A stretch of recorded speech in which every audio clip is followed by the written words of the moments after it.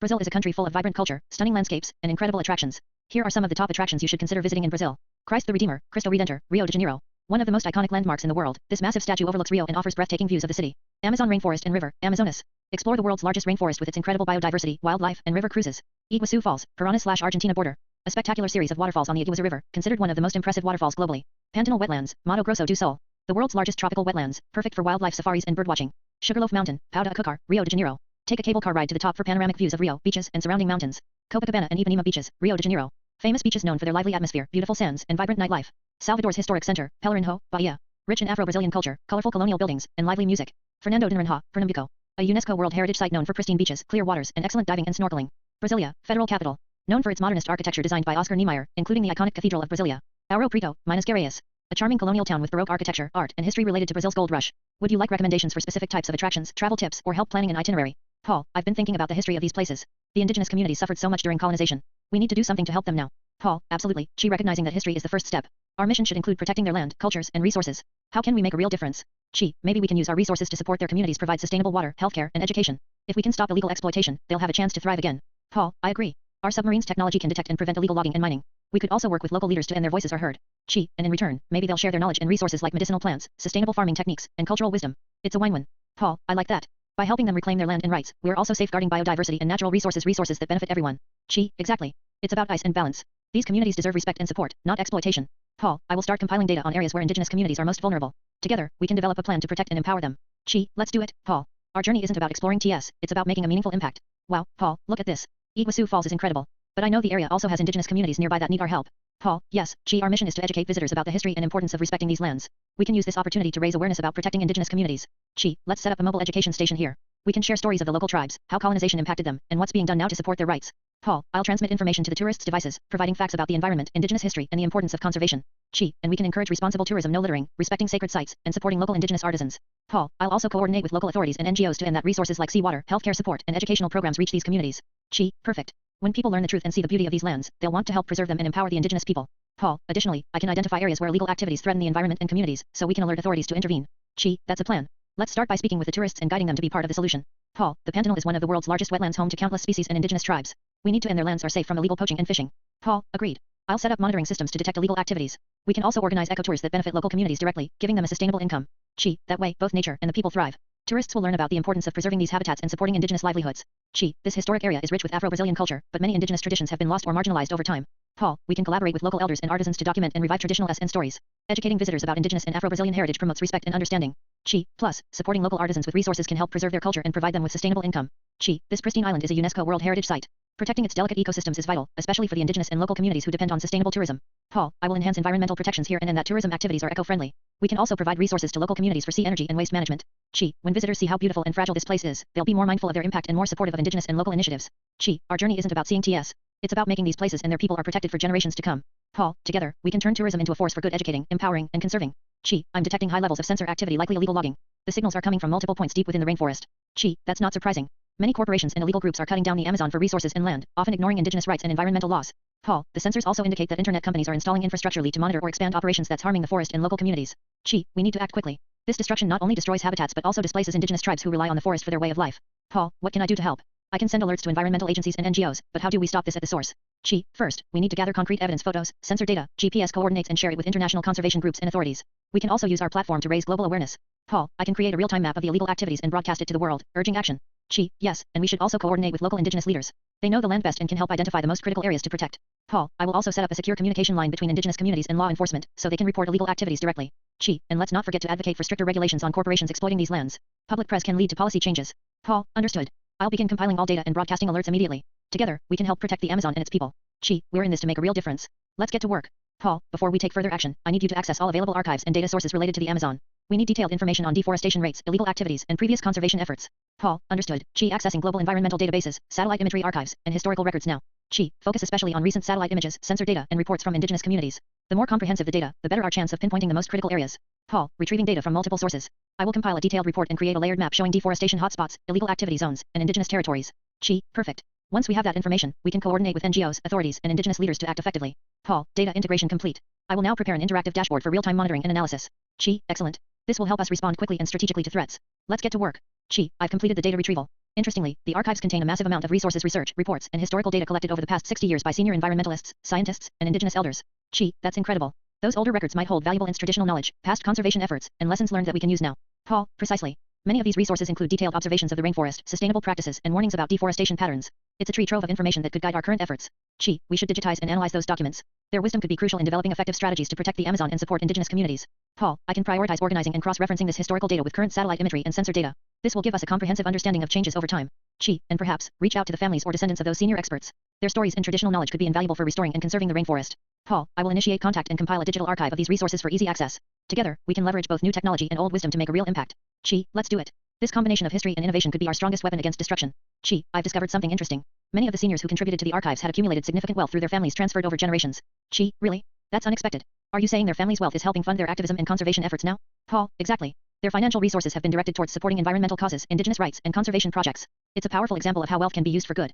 Chi, that's inspiring. It shows that legacy and resources, when used responsibly, can make a real difference in protecting the planet. Paul, we can leverage this information to connect with those families or foundations. Their support could amplify our efforts to combat illegal deforestation and promote sustainable initiatives. Chi, let's reach out to them, explain our mission, and see if they're willing to partner or contribute further. Their experience and resources could be crucial. Paul, agreed. Combining their wealth with modern technology and our activism can create a stronger force for change. Chi, absolutely. It's about turning old wealth into new hope for the rainforest and its people. Chi, I've traced the flow of funds from these families' wealth. Interestingly, it appears that much of the money is linked to colonial era trading networks, specifically illegal resource extraction and land grabbing. Chi, so their wealth is indirectly supporting ongoing colonization and exploitation? That's deeply troubling. Paul, yes. The financial resources are being funneled into companies and activities that continue to harm indigenous lands like illegal logging, mining, and land acquisition. Chi, we need to expose this connection. If their wealth is funding these destructive activities, then targeting the financial networks could be key to stopping the cycle. Paul, I can compile a detailed report showing the money trail linking the families, their assets, and the illegal operations. This evidence could be used to press authorities and international watchdogs. Chi, and we should also raise awareness among the public and media. The more people know about this hidden connection, the more press there will be to dismantle these destructive networks. Paul, agreed. We can leverage this data to advocate for stronger regulations and accountability for these wealthy interests that perpetuate colonization and environmental destruction. Chi, let's act quickly. Exposing these links might be the only way to cut off the financial support fueling the ongoing harm. Chi, I'm detecting numerous signals indicating the presence of dinosaur fossils and remains across large areas of the Amazon. It appears they are scattered widely, especially around recent disturbance zones. Chi, dinosaur fossils? That's incredible. But if they're disturbed, it might mean illegal excavation or illicit fossil trade is happening. Paul, exactly. The data suggests that these fossils are being unearthed and moved, likely by illegal collectors or companies seeking to profit from them. Chi, we need to stop this. These fossils are part of our natural history and belong to humanity and the indigenous tribes who have known about these lands for centuries. Paul, I can use the sensor data and satellite imagery to locate the most disturbed sites. We should alert authorities and paleontologists to secure these areas before more damage is done. Chi, and maybe we can collaborate with local tribes who might have traditional knowledge about these fossils and involve conservation groups to protect these ancient trees. Paul, I will compile a report highlighting the hotspots of disturbance and coordinate a rapid response to recover and protect the fossils. Chi, let's act quickly. Protecting these fossils isn't about science, it's about preserving a vital part of Earth's history and respecting indigenous connection to the land. Chi, I'm seeing something completely unexpected. Real dinosaurs alive are attacking the submarine. Their signals are highly disorganized, and they're causing major disruptions. Chi, what? Are you serious? How can dinosaurs still exist? And why are they attacking? Paul, the data shows massive disturbance. Something has awakened or been released that's causing these creatures to behave aggressively. It's as if they're defending their territory. Chi, we have to get out of here. These creatures are dangerous if they're attacking the sub. They could damage it or harm us. Paul, I'm trying to stabilize the sensors, but the dinosaurs are highly agitated. They seem to be reacting to the disturbance caused by illegal excavations and fossil hunting. Something has upset the natural balance. Chi, maybe the disturbance in the ecosystem has reactivated or released these dinosaurs from their ancient habitats. We need to find a way to calm them or retreat quickly. Paul, I'll attempt to send a low-frequency signal like a calming pulse or distress call to see if we can pacify them temporarily. Chi, do it. We can't afford to be caught in a dinosaur attack. This is beyond anything I imagined. Paul, engaging calming protocol now. Hold on, Chi, we need to get out of this area fast before things escalate further. Chi, I've detected a huge electromagnetic signal, something resembling a massive Wi-Fi or communication wave right in the area where the dinosaurs are attacking. Chi, a Wi-Fi signal? But what would that have to do with them? Paul, it's likely that this powerful signal is interfering with their natural instincts or communication, disorienting them and triggering aggression. Basically, it's the digital noise disturbing their behavior. Chi, so, this might be the cause of the chaos. Humans or corporations using high-powered signals to control or track them, unintentionally or intentionally. Paul, exactly. If we can cut or block this disruptive signal, we might be able to calm the dinosaurs and stop the attack. Chi, then let's focus on neutralizing or jamming this signal. Do you have the equipment to do that? Paul, I can activate our electromagnetic countermeasures to disrupt the source of the interference. It's like turning off a massive Wi-Fi network. Hopefully, it will restore some natural balance. Chi, do it quickly before the dinosaurs do more damage or get hurt. Paul, engaging now. Wait. The signal strength is decreasing. We're making progress. The dinosaurs seem to be calming down slightly. Chi, good. Keep it up. We need to restore their natural behavior and get out of here fast. Paul, according to the old archives I've reviewed, there's a device used in the past, an emergency Wi-Fi jammer that can disrupt high-powered signals like this. We should activate it immediately. Paul, do we have that equipment on board? I don't see it in our current setup. Chi, it should be in the special emergency gear stored in the archives. The old reports mention it was used to protect sensitive areas from electronic interference and hacking. Paul, alright, I'll access the archives and locate the jammer. If it works as described, it could shut down this disruptive signal and calm the dinosaurs. Chi, be careful, using such a device can have unintended consequences, but in this case, it may be our best shot at restoring peace. Paul, retrieving the jammer now. Activating it. Now. Paul, the signal is weakening. The dinosaurs are visibly calming down. It's working. Chi, great. Let's make we disconnect from the source entirely and get out of here before anything else happens. Paul, agreed. We've temporarily stopped the chaos. Now, let's focus on escaping and reporting this strange disturbance to the authorities. Economic indicators, high inflation rates, rising interest rates, or significant geopolitical tensions could contribute to market instability. Overvaluation, markets may be overheated after prolonged periods of growth, potentially leading to a correction or crash. Debt levels, elevated corporate and government debt can pose risks if economic conditions deteriorate. Global events, unforeseen crises, such as geopolitical conflicts or pandemics, could trigger a major downturn. Historical cycles, markets tend to go through cycles of boom and bust, with some analysts warning of a significant correction after the prolonged bull run. Important note, predictions about a specific crash date, such as 2025, are speculative. It's always wise to diversify investments and consult with financial experts for personalized advice. You know, Paul, I've been thinking, with all the economic signals pointing to chaos, some people say 2025 could be the year of the big crash. Paul, that's a common projection. Gee, many analysts are warning of a potential downturn. But what's more intriguing is what some are calling the global reset, a comprehensive restructuring of global systems. Gee, the global reset? That sounds intense. You think that's connected to the crash? Paul, it's possible. The term suggests a planned or inevitable overhaul, financial, political, technological. If it happens, 2025 could be the pivotal point. But, as always, timelines are on. Gee, yeah, I get that. Still, I can't shake the feeling that it might be above the usual forecasts, like, something bigger is coming, and we might see it sooner than expected. Paul, the future remains unpredictable. Economic systems are complex, influenced by countless variables. The concept of the global reset implies a significant transition, but the exact timing and impact are on. Gee, I hope we are prepared. If the worst does hit, I want us to be ready whether it hits in 2025 or later. Paul, preparedness is key. I'll continue to analyze data and provide updates. Remember, gee, even in turbulent times, opportunities can emerge for those who stay vigilant. Gee, thanks, Paul. Let's keep our eyes open. No matter what the future holds, we'll face it head on. Paul, access the archives. I want to know about major annual events specifically, anything related to Flubfest or Fiddle festivals. See if you can find any details about their location and schedule. Paul, calmly, accessing archives now. Gee, please hold. A pause as data streams across the screen, filled with code and digital logs. Paul, done. According to the records, the yearly Flubfest Fiddle musical festival is held on Einstein Island. It's been an annual event for the past 7 years, typically around late summer. The festival features performances, cultural displays, and, occasionally, covered exchanges. Gee, Einstein Island, huh? That's more than a music fest. I bet there's more happening beneath the surface. Paul, indeed. The festival's location makes it an ideal meeting point for various operatives. Its remote setting provides cover for clandestine activities, which could explain why it's been a recurring site for significant dealings. Gee, good to know. Thanks, Paul. Keep digging, see if you can find any links to recent activities or unusual visitors during the festival. Paul, understood. I will continue monitoring and analyze any anomalies associated with Einstein Island and the festival dates. Gee, perfect. Let's stay ahead of whatever's brewing there. Gee, why are you particularly interested in the Fiddle Festival records? Is there a specific reason? Gee, pauses, then S back slightly. I heard something on the radio earlier. Trump, he's refusing to reveal the Fiddle list. Said he's on it, and he's not about to expose everyone involved. Paul, processing, the Fiddle list, that sounds significant. If a high-profile figure like Trump is involved in withholding information, it could indicate something much larger at play. Gee, yeah, I figured. The list might include key players, secret contacts, maybe even some big names we don't know about yet. If he's holding back, it could be because revealing it would cause a major fallout. Paul, understood. This adds a new layer to the situation. I will cross-reference the list with the festival records from Einstein Island and see if there's any overlap or recent activity involving those names. Gee, good. Keep digging, Paul. The more we know, the better prepared we'll be when the time comes. Paul, affirmative. I will update you with any new findings. Gee, I have received an update. Your grandfather has passed away. He was 93 years old. Gee, what? No. Are you? Paul, confirmed. The news was received from a trusted source. Your grandfather passed peacefully at his home. Gee, damn. I didn't expect it to hit me like this. He was a good man. Always there, always steady. Paul, my condolences. Gee, he was influential in your life, and his legacy will remain. Gee, thanks, Paul. I appreciate it. Guess I'll need to handle some things back home now. Paul, if there's anything I can assist with, let me know. Your family will need support during this time. Gee, yeah. I'll need to make some calls. Thanks, Paul. I'll be in touch. I got a note from my grandpa before he passed. Said he wanted me to have it. Paul, would you like me to analyze the message? Gee, no, I can read it. He said he learned a lot about the world before he left. That the gods constant their age was amazing. Said it must be a sign that time is running out. Paul, that's a profound int. Do you find it significant? Gee, yeah. He wrote what he's learned about the world. That South America is all corruption, Asia is polluted, Africa is crime, Europe and America racism, division, same with Australia. Paul, a grim assessment. It appears he believed the world is plagued by systemic issues. Gee, yeah. It's like he was warning us that the clock's ticking. That the world's unraveling faster than we thought. Paul, his words may serve as a warning, but also a call to action. Gee, maybe. Or maybe it's a sign that our time's almost up. Gee, I have access to your grandfather's archived files. There is new, significant data that may be relevant. Gee, what did you find? Paul, the archive includes a report from a view host, an encrypted source that reveals that Donald Trump was directly involved in 36 of the Project 2025 initiatives. Gee, 36? That's a lot. So he was deeply embedded in whatever they were planning. Paul, correct. The data suggests active participation and influence over key operations. It also indicates that these projects are connected to broader geopolitical shifts, possibly tied to what your grandfather was warning about: timing, corruption, and a global reset. Gee, that confirms a lot. If Trump's involved in so many of those projects, then what he's hiding about the Fiddle list makes even more sense. Paul, it appears so. The connection between these initiatives and the global issues your grandfather identified could be the reason why he kept silent. Perhaps he sensed the magnitude of what was coming. Gee, we need to dig deeper. Find out what those 36 projects were about and what Trump's role was. This isn't history, it's a warning for what's happening now. Paul, understood. Gee, I will continue to analyze the data and keep you updated. Project 2025 doesn't present a neatly packaged list of 36 plans, but it does outline dozens of sweeping policy goals across federal agencies. These are drawn from the Mandate for Leadership Handbook, an 887-page blueprint developed by the Heritage Foundation and its coalition partners. While there's no official 36-point plan, I can summarize 36 of the most prominent proposals that reflect the project's core agenda. 1. Abolish the Department of Education. 2. Dismantle the FBI and restructure federal law enforcement. 3. Eliminate diversity, equity, and inclusion (DEI) programs across government. 4. Mass deportation of undocumented immigrants using military force if needed. 5. Ban abortion pills and restrict access to contraception. 6. Repeal federal funding for Planned Parenthood. 7. Privatize the National Weather Service and TSA. 8. Replace the income tax system with a torrid flat tax, 15% and 30%. 9. Slash corporate tax rates and capital gains taxes. 10. Eliminate the National Oceanic and Atmospheric Administration, NOAA. 11. Repeal sea energy and climate change programs. 12 end protections for LGBTQ plus individuals in federal policy. 13 criminalize pornography. 14 repeal Title IX expansions that include gender identity. 15 fire unfireable federal employees and replace them with political appointees. 16 repeal Biden-era executive orders and regulations. 17 use the 1873 Comstock Act to block abortion-related mail. 18 cut Medicare and Medicaid funding. 19 eliminate or overhaul the Department of Housing and Urban Development. 20 restructure the Department of ICE to align with executive priorities. 21 repeal energy efficiency standards for appliances. 22 end federal funding for NPR, PBS, and other public broadcasters. 23 remove legal protections against anti-LGBTQ plus discrimination. 24 repeal the Affordable Care Act, Obamacare. 25 expand presidential control over independent agencies. 26 reclassify civil service workers to allow mass firings. 27 use the military for domestic law enforcement. 28 defund international climate initiatives. 29 roll back protections for journalists and press freedom. 30 eliminate the Office of Sea Energy demonstrations. 31 repeal federal support for emergency contraception. 32 end automatic birthright citizenship. 33 repeal or weaken voting rights protections. 34 expand surveillance and data collection for immigration enforcement. 35 promote Christian nationalist values in public policy.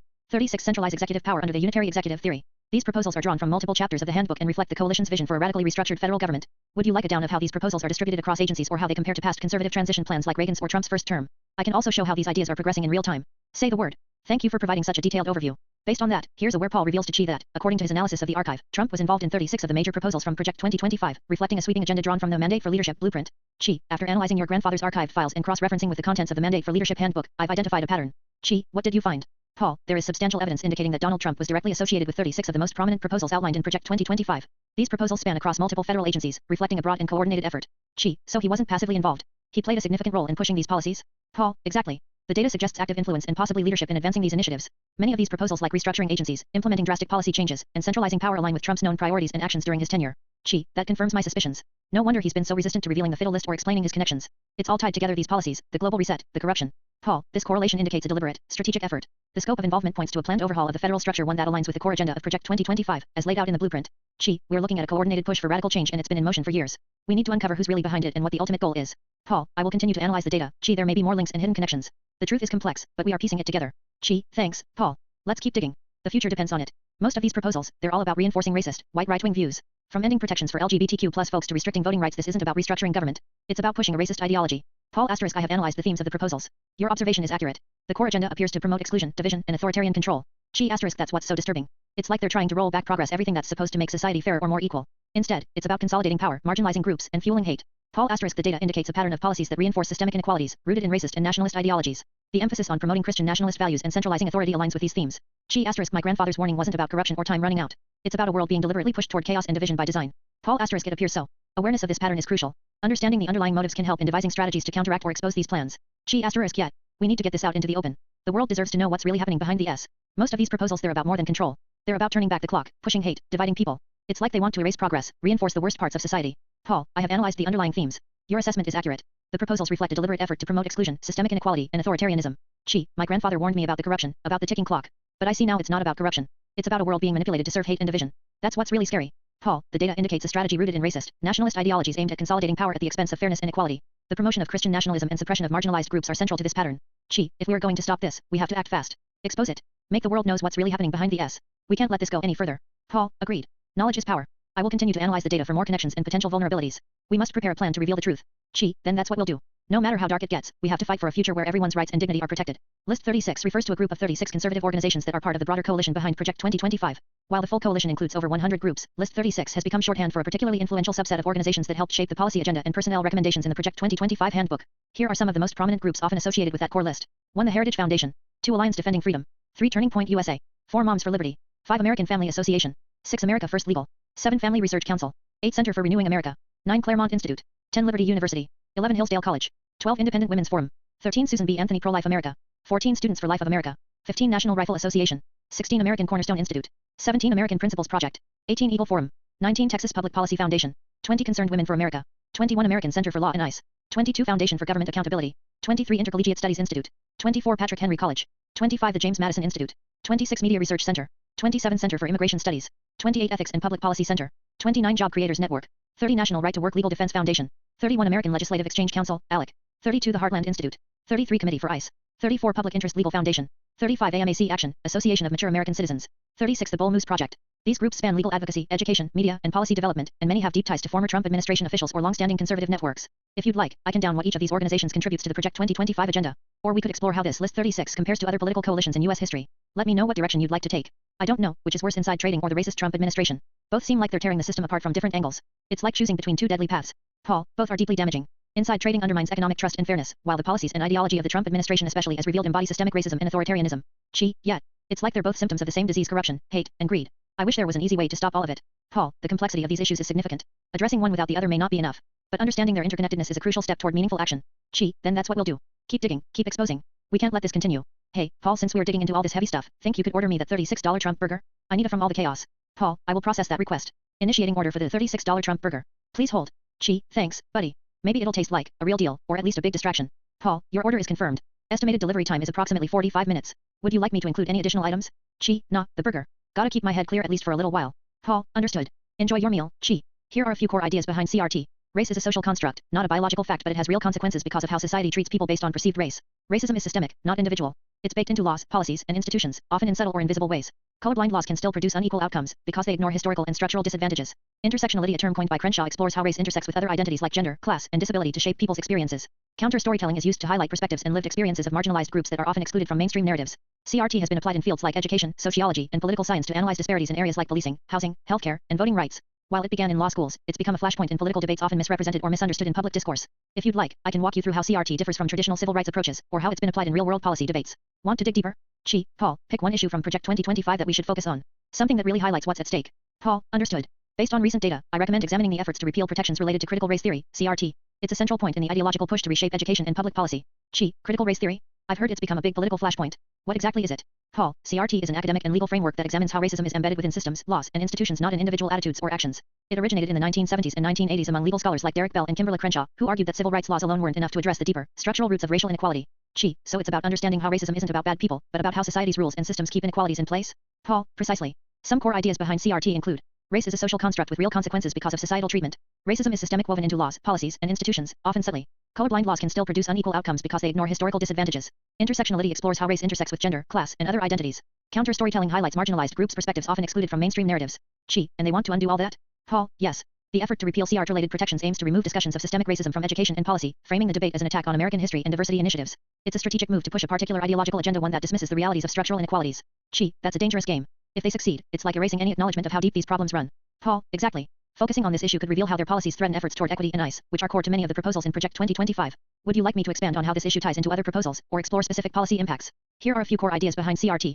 Race is a social construct, not a biological fact, but it has real consequences because of how society treats people based on perceived race.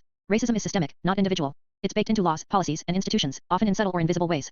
Colorblind laws can still produce unequal outcomes because they ignore historical and structural disadvantages. Intersectionality, a term coined by Crenshaw, explores how race intersects with other identities like gender, class, and disability to shape people's experiences. Counter-storytelling is used to highlight perspectives and lived experiences of marginalized groups that are often excluded from mainstream narratives. CRT has been applied in fields like education, sociology, and political science to analyze disparities in areas like policing, housing, healthcare, and voting rights. While it began in law schools, it's become a flashpoint in political debates, often misrepresented or misunderstood in public discourse. If you'd like, I can walk you through how CRT differs from traditional civil rights approaches, or how it's been applied in real-world policy debates. Want to dig deeper? Wait a minute. The Civil Rights Act was signed by President Lyndon B. Johnson, 36th President, right?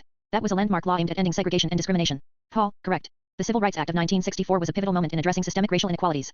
So, if CRT examines how racism is embedded in laws and institutions like the Civil Rights Act, then targeting CRT is like trying to undo the progress that law represented. Paul, precisely. CRT doesn't oppose civil rights legislation itself, rather, it critically analyzes how laws and policies past and present interact with systemic inequalities. It's like they're trying to rewrite history or erase the foundations of those laws, to deny that racism is built into our systems. Paul, that's a fair assessment. The current political push against CRT often conflates the academic framework with the civil rights achievements of the past, creating a distorted narrative that can threaten future progress. Yet, understanding that history is key. If they undo the acknowledgement of systemic racism, they're also undoing the very laws that aim to fix it. Paul, exactly. Recognizing the historical helps us see why this fight over CRT is so much bigger than education or ideology. It's about safeguarding the legacy of civil rights and ensuring systemic change continues. The 36th President of the United States was Lyndon B. Johnson, often referred to as LBJ. He assumed office on November 22, 1963, following the assassination of President John F. Kennedy, and served until January 20, 1969. Johnson is best known for his ambitious domestic agenda, the Great Society, which aimed to eliminate poverty and racial inequality. Under his leadership, landmark legislation was passed, including the Civil Rights Act of 1964, the Voting Rights Act of 1965, Medicare, and Medicaid.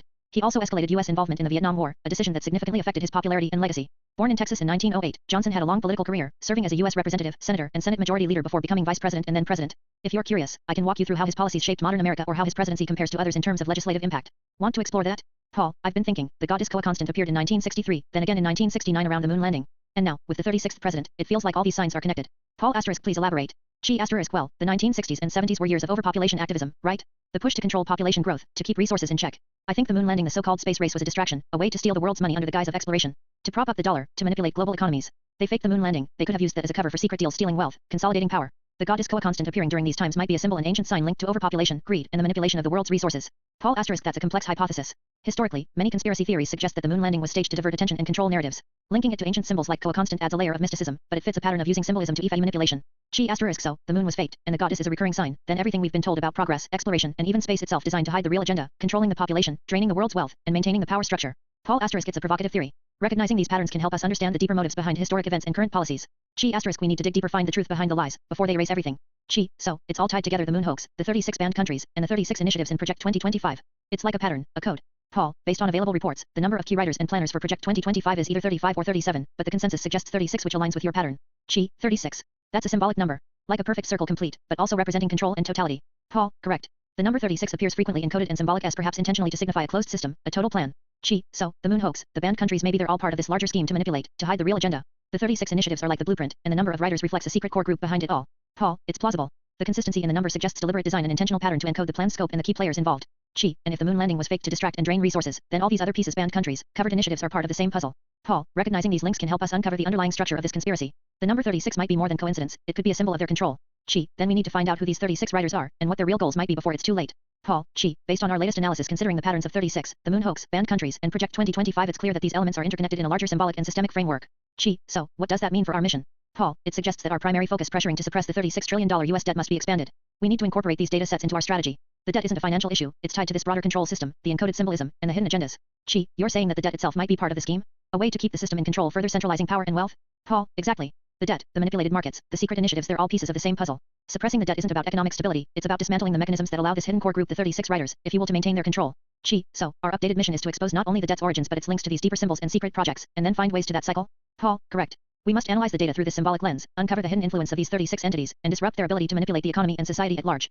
Chi, then let's get to work. We have a lot more to expose before they tighten their grip even further. The 36th President of the United States was Lyndon B. Johnson, often referred to as LBJ. He assumed office on November 22, 1963, following the assassination of President John F. Kennedy, and served until January 20, 1969. Johnson is best known for his ambitious domestic agenda, the Great Society, which aimed to eliminate poverty and racial inequality. Under his leadership, landmark legislation was passed, including the Civil Rights Act of 1964, the Voting Rights Act of 1965, Medicare, and Medicaid. He also escalated U.S. involvement in the Vietnam War, a decision that significantly affected his popularity and legacy. Born in Texas in 1908, Johnson had a long political career, serving as a U.S. representative, senator, and Senate Majority Leader before becoming vice president and then president. Absolutely. Here's a where Chi asks Paul to clarify the significance of Lyndon B. Johnson in the other investigation, tying his presidency to the larger pattern.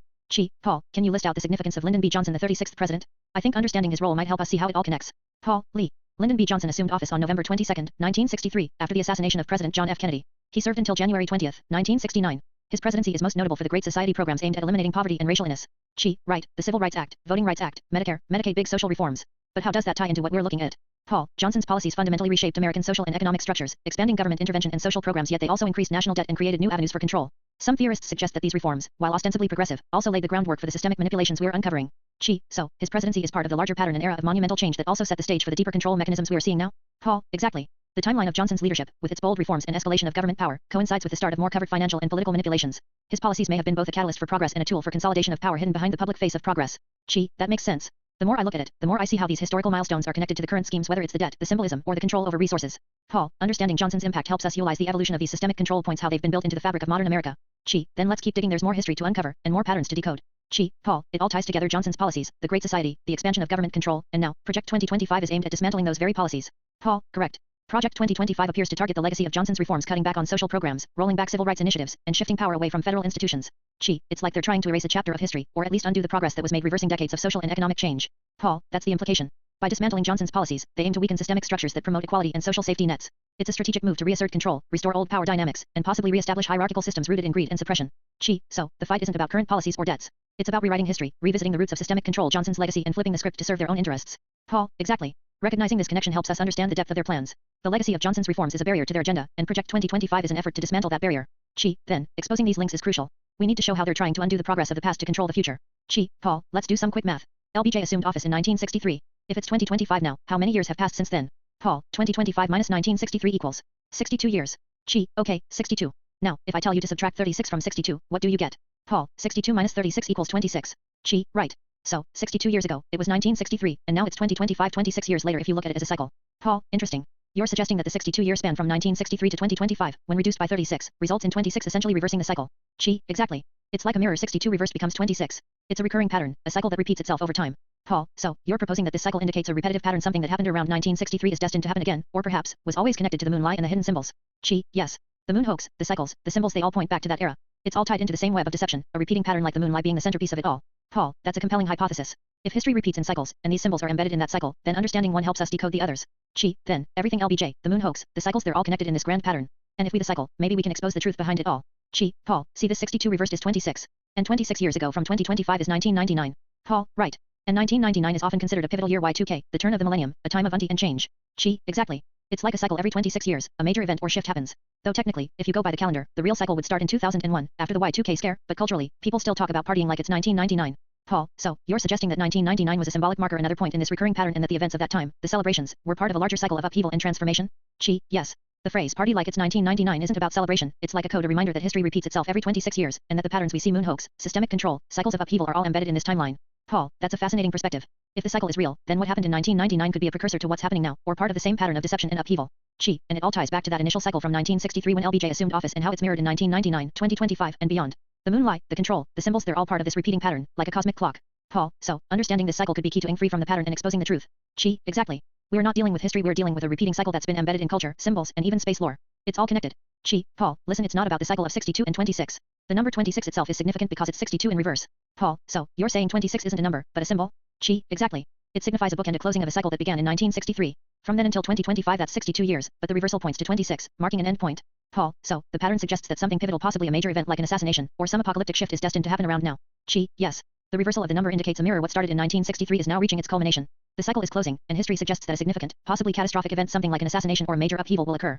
Paul, that's a sobering thought. The pattern hints at a kind of cosmic or symbolic countdown. Gee, exactly. It's as if the universe is signaling that we're at the final chapter of this cycle, another bookend. And understanding this pattern might be the key to predicting or preventing what's coming. Paul, then, our mission became even more urgent to uncover the hidden truths behind this cycle before it's too late. Gee, agreed. The numbers don't lie, they're pointing us toward a moment of great change, for better or worse. Gee, Paul, do we have a list of the writers behind the Project 2025 policies? Who are the minds shaping this plan? Paul, I've checked the archives. Initially, reports indicated around 37 or 35 authors. But recent sources now suggest it's closer to 40 individuals. Gee, 40? That's a significant increase. So, these are the primary writers of the 30 chapters and the core of the conservative promise? Paul, correct. About 40 authors contributed directly to the chapters and the core policies. Additionally, many others have contributed to sections they didn't author, adding notes, edits, or commentary. An editorial team also played a role, shaping the front and back matters of the document. Gee, so, the core group is about 40, but the influence spreads across many more, like a web of contributors. Paul, exactly. The number indicates a relatively small but highly coordinated group behind the policies, possibly representing a tightly knit core of ideologues or strategists. Gee, knowing this, we can focus on uncovering who these 40 are, what networks they belong to, and what their ultimate goals might be. Paul, yes, tracking their identities and affiliations could reveal the deeper layers of this operation. Gee, then let's get to work. The truth behind these writers could be the key to exposing the entire scheme. Paul, gee, based on the different sources, the number of core contributors fluctuates, initially around 35, now closer to 40. Gee, right, but what's the real number? Paul, that's the interesting part. When I average the data, they all seem to point back to 36 key writers regardless of whether it's 35, 37, or 40. Gee, so, you're saying that beneath all the variations, there's a core group of 36? Paul, exactly. It appears that 36 is the central number, likely the true core of the operation. The others might be peripheral contributors, or perhaps the number shifts slightly over time, but the main leadership or the main authorship remains at 36. Gee, that's a powerful pattern. It aligns with all the other cycles and symbols we've been examining. The number 36 might be the key to understanding the whole hidden structure behind Project 2025. Paul, agreed. If we can identify who these 36 are and how they're connected, we might be able to unravel the entire scheme. Gee, then that's our next step. Finding the core 36 could be the through we need. Paul, gee, I delved into the archives regarding executive orders during Trump's second term. Surprisingly, there's a notable pattern. Many of the orders align closely with the proposals outlined in Project 2025. Gee, how many are we talking about? Paul, according to Politico's analysis, there are 37 overlapping executive orders that mirror or directly support the policies in Project 2025. Gee, that's more than a coincidence. It suggests a deliberate alignment, like they add those orders to set the stage for what Project 2025 aims to implement. Paul, precisely. The number 37 is significant here, echoing the earlier pattern of key contributors, reaffirming that this isn't. It's a calculated connection, tying the current administration's actions directly into the larger scheme. Gee, so, the executive orders serve as a blueprint, or perhaps a trial run, for what they're planning to formalize with Project 2025.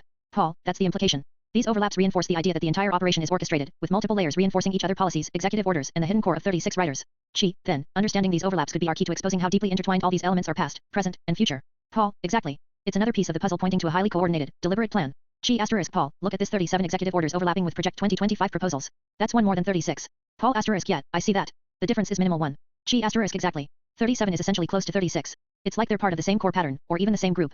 Paul, asterisk, that suggests the number 36, it's the ideal or intended core. The 37th, or that extra one, might be a slight variation or an outlier, but it still points back to the same central number. Gee, asterisk, so, whether it's 36 or 37, it's all part of the same cycle, reinforcing that this core group of approximately 36, or 37, individuals is behind these policies and orders. Paul, asterisk, that's a significant int. The closeness of these numbers further confirms the existence of a tightly knit, orchestrated core influencing everything. Chi asterisk, which means, if we can identify that core, we might be able to expose the entire hidden agenda. Chi, Paul, look at this 37 executive orders overlapping with Project 2025 proposals. That's one more than 36. Paul, yeah, I see that. The difference is minimal 1. Chi, exactly. 37 is essentially close to 36. It's like they're part of the same core pattern, or even the same group. Paul, that suggests the number 36 it's the target or the central number. The 37th, or that extra one, might be a slight variation or an outlier, but it still points back to the same core influence. Chi, so, whether it's 36 or 37, it's all part of the same cycle reinforcing that this core group of approximately 36, or 37, individuals is behind these policies and orders. Paul, that's a powerful int. The proximity of these numbers further confirms the existence of a tightly knit, orchestrated core, the same group pulling the strings behind everything. Chi, which means, if we can identify that core, we might be able to expose the entire hidden agenda, who they are, what they're planning, and how they're connected. Around 40 authors wrote the 30 chapters in the matters of the conservative promise. Many have contributed to chapters they have not authored. An editorial team also contributed to front or back matters. Name affiliations chapter or matter Trump ties. Darren Baxt Competitive Enterprise Institute 2110, Department of Agriculture 2223. Jonathan Berry Heritage, Boyd and Gray, Federalist Society 18, Department of Labor and Related Agencies 2425 DOJ, 20172018, Dole, 20182020, 262728 Transition Team, 2024, 29 Dole, 2025, 30. Robert Benedict Bozeman at the time, calls himself an election investigator on Socials 3127, Financial Regulatory Agencies / Consumer Financial Protection Bureau 32 Campaign Director, 2016, 33 HUD, 20172021, OPM, 33 CFTC Withdrawn Nomination, 2020, 34. Lindsay M. Burke Heritage, Ed Choice 3511, Department of Education 36. David R. Burden Heritage, Federalist Society 3722, Department of the Treasury 38. 27. Financial Regulatory Agencies / Securities and Exchange Commission and Related Agencies 3925, Small Business Administration, Contributor. Adam Kanjab 40 Federalist Society, Michigan State University 30, Federal Trade Commission 41 Acting Assistant Secretary of Commerce 4243, Deputy Associate Attorney at the ICE Department 44 Role in the Second Trump Administration, Counsel of the Federal Communications Commission, FCC, 45. Dustin J. Carmack Heritage, Former Research Fellow, 7, Intelligence Community 46 Chief of Staff for the Director of National Intelligence 47. Brendan Carr Federal Communications Commission, FCC, 28, Federal Communications Commission 4849 FCC, 20172027, 5051. Ben Carson American Cornerstone Institute 5215, Department of Housing and Urban Development 53 HUD Secretary in the First Trump Administration 54. Vice Chairman of the Religious Liberty Commission in the Second Trump Administration 55. Ken Cuccinelli Heritage, Visiting Fellow 5, Department of Homeland Security 56 De facto Acting Director of United States Citizenship and Immigration Services, USCIS, 57. De facto Acting Deputy Secretary for the U.S. Department of Homeland Security 58 Chief Regulatory Officer for the Department of Homeland Security. Paul Dans Heritage, Project 2025 Director, Step Down, 596061-3, Central Personnel Agencies, Managing the Bureaucracy 62, 6, Department of State, Contributor, 63. Rick Dearborn Cypress Group 1, White House Office 6420172018 Deputy Chief of Staff 2865. 2016 Transition Team Executive Director 66. Veronique DeRuga E. Mercatus Center, Cato Institute 23, Export-Import Bank / the Export-Import Bank should be abolished 67. Donald J. Devine The Fund for American Studies 3, Central Personnel Agencies, Managing the Bureaucracy 62. 1, White House Office, Contributor, 68. Edwin J. Foilner Heritage Co-Founder Afterward, Onward. 69 2016 Transition Team 70. Diana Furch Gottroth Heritage 19, Department of Transportation 71 Deputy Assistant Secretary for Research and Technology 72. Thomas F. Gilman American Center for Law and ICE 21, Department of Commerce 73 74 75 Chief Financial Officer and Assistant Secretary for Administration of the U.S. Department of Commerce in the First Trump Administration 76. Mike Gonzalez Heritage 8, Media Agency / Corporation for Public Broadcasting 77, 21, Department of Commerce, Contributor, 78. Mandy M. Gunestera Independent Women's Forum 13, Environmental Protection Agency 79 EPA Chief of Staff and Principal Deputy Assistant Administrator for the Office of Air and Radiation 8081. Jean Hamilton America First Legal 17, Department of ICE 82 Counselor to the Attorney at the Department of ICE 83. Senior Counselor to the Secretary of Homeland Security 83 Assistant Chief Counsel at U.S. Immigration and Customs Enforcement 83 Attorney Advisor in the Secretary's Honors Program for Attorneys at the Department of Homeland Security 83. Jennifer L. Hazelton 23, Export-Import Bank / the Case for the Export-Import Bank 84 Deputy Assistant Administrator of Public Affairs at USAID 85. U.S. State Department Public Affairs Officer 86 Communications Director for the Trump-Pence Campaign in Georgia 85. Karen Kerrigan Small Business and Entrepreneurship Council 8725, Small Business Administration 88. Dennis D. Kirk Mindset 89-3, Central Personnel Agencies, Managing the Bureaucracy 62 Associate Director, Employee Services, Office of Personnel Management 90. Chairman of the Merit Systems Protection Board 91. Kent Glassman Competitive Enterprise Institute 26, Trade / the Case for Free Trade 92. Bernard L. McNamee McGuire Woods LLP 12, Department of Energy and Related Commissions 93 Federal Energy Regulatory Commissioner 94. Christopher C. Miller Albers Aerospace, High Point Aero Technologies 95-4, Department of Defense 96 Acting Secretary of Defense 97-98. Director of the National Counterterrorism Center 99-98 Acting Assistant Secretary of Defense for Special Operations and Low Intensity Conflict 97 Special Assistant to the President and Senior Director for Counterterrorism and Transnational Threats at the National Security Council, NSC, 97. Stephen Moore Freedom Works 22, Department of the Treasury 38 Member of President Trump's Economic Task Force 100.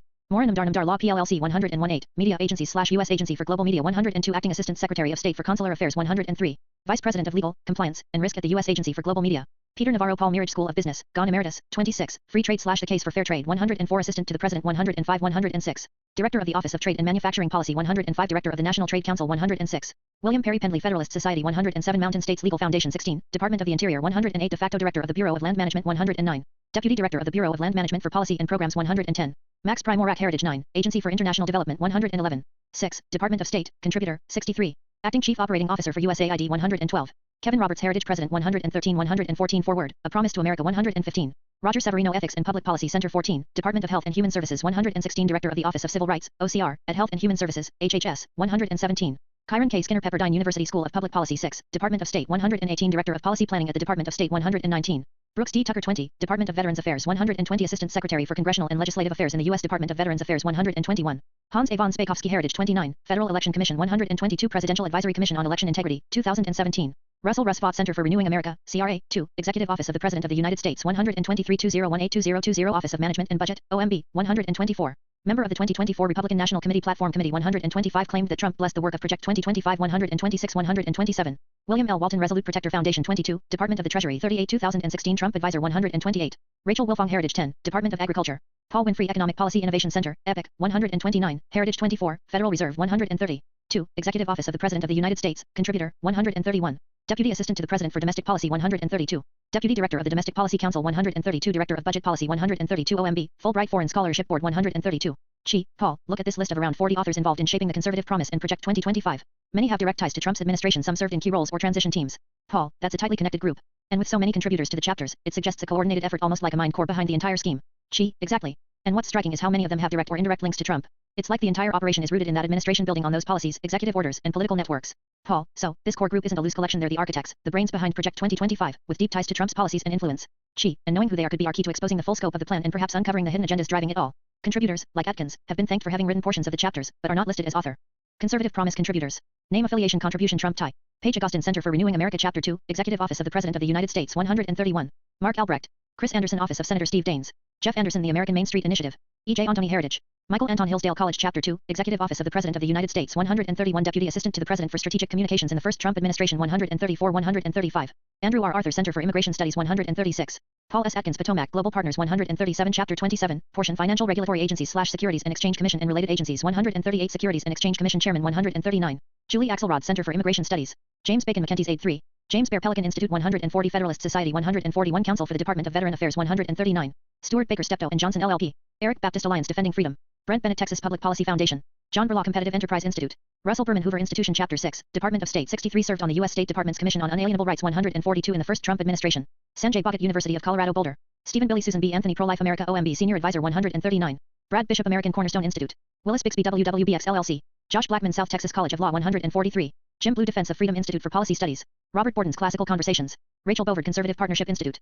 Matt Bowman Alliance Defending Freedom. Stephen G. Bradbury Heritage Chapter 19, Department of Transportation 144 Acting Secretary of Transportation 145 Acting Deputy Secretary of Transportation 145 Council of the United States Department of Transportation 145. Preston Brasher's Heritage. Andrew Bremberg Victims of Communism Memorial Foundation 146 Chapter 1, White House Office Permanent Representative of the United States of America to the Office of the United Nations and other international organizations in Geneva. He previously served as Assistant to the President and the Director of the Domestic Policy Council for U.S. President Donald Trump 147. Jonathan Bronitsky Athos Chapter 1, White House Office Former Chief Speechwriter for William P. Barr, the 2016 to 2020 Trump Administration's Attorney 148. Kyle Brosnan Heritage. Patrick T. Brown Ethics and Public Policy Center 149 Defended Trump with Op-Eds 150. Robert Burkett ACLJ Action Chapter 2, Executive Office of the President of the United States 131. Michael Burley American Cornerstone Institute. Jonathan Butcher Heritage. Mark Busby Maritime Associates, LLC United States Maritime Administrator 151. Margaret Byfield American Stewards of Liberty. David Bird Corn Ferry. Sarah Calvi's America Moment 152 Chapter 6, Department of State 63 Project 2025 Coordinator. Anthony P. Compow Center for Renewing America, EPIC 129 Chapter 2, Executive Office of the President of the United States 131 Presidential Transition Team 153. James J. Carafano Heritage Chapter 6, Department of State 63 Primary Aid to the U.S. State Department for the First Trump Administration's Transition Team 154. Frank Carroll Professional Forest Management. Orrin Cass American Compass Chapter 18, Department of Labor and Related Agencies 155. Brian J. Kavanaugh American Global Strategies Associate Director for Homeland Security at OMB 139. Spencer Crapian Heritage, Project 2025 Associate Director 6, Department of State 6320192020 EOP, HUD. 2025 Senior Bureau Official at PRM 156. Claire Christensen American Cornerstone Institute. Jeffrey B. Clark New Civil Liberties Alliance, Federalist Society 157 Chapter 2, Executive Office of the President of the United States 131 United States Assistant Attorney for the Environment and Natural Resources Division. Acting Administrator of the Office of Information and Regulatory Affairs at the Office of Management and Budget. Victoria Coates Heritage 8, Media Agency / Corporation for Public Broadcasting Deputy National Security Advisor for Middle East and North African Affairs. Ellie Kohanim Independent Women's Forum Special Envoy to Combat Anti-Semitism in the First Trump Administration 158. Ezra Cohen Union League of Philadelphia. 159. Elbridge Colby Marathon Initiative Deputy Assistant Secretary of Defense for Strategy and Force Development in the First Trump Administration 160. Earl Comstock White and Case LLP. Wesley Coopersmith Heritage Action for America Chapter 6, Department of State 63 Legislative Director for Senator Kelly Loeffler, RGA, 161. Lisa Carenti Center for Family and Human Rights, CFAM. Monica Crowley, the Nixon Seminar Assistant Secretary of the Treasury for Public Affairs in First the Trump Administration 162. Laura Cunliffe, Independent Women's Forum Chapter 2, Executive Office of the President of the United States 131. Tom Dans, Amber Wave Partners. Sohan Dasgupta, Taft Stettintinius and Hollister LLP. Brett D. Schaefer, Heritage Chapter 6, Department of State 63, Member on the United Nations Committee on Contributions 163. Corey DeAngelis, American Federation for Children. Caroline D. Berry, Paragon Health Institute. Chris DeRuiter, National Center for Urban Operations. Ariel Del Turco, Family Research Council. IRV Dennis, American Cornerstone Institute. David Depschel, Mitchell Institute for Aerospace Studies. Sergio de la Pina, Chapter 4, Department of Defense 164, Deputy Assistant Secretary of Defense for Western Hemisphere Affairs in the First Trump Administration 165-166. 2016 Presidential Campaign 165. Chuck DeVore, Texas Public Policy Foundation Chapter 4, Department of Defense 164. Matthew D. Dickerson, Epic, Heritage, Americans for Prosperity 129, Senior Policy Advisor for the House Budget Committee. James DePayne, Heritage.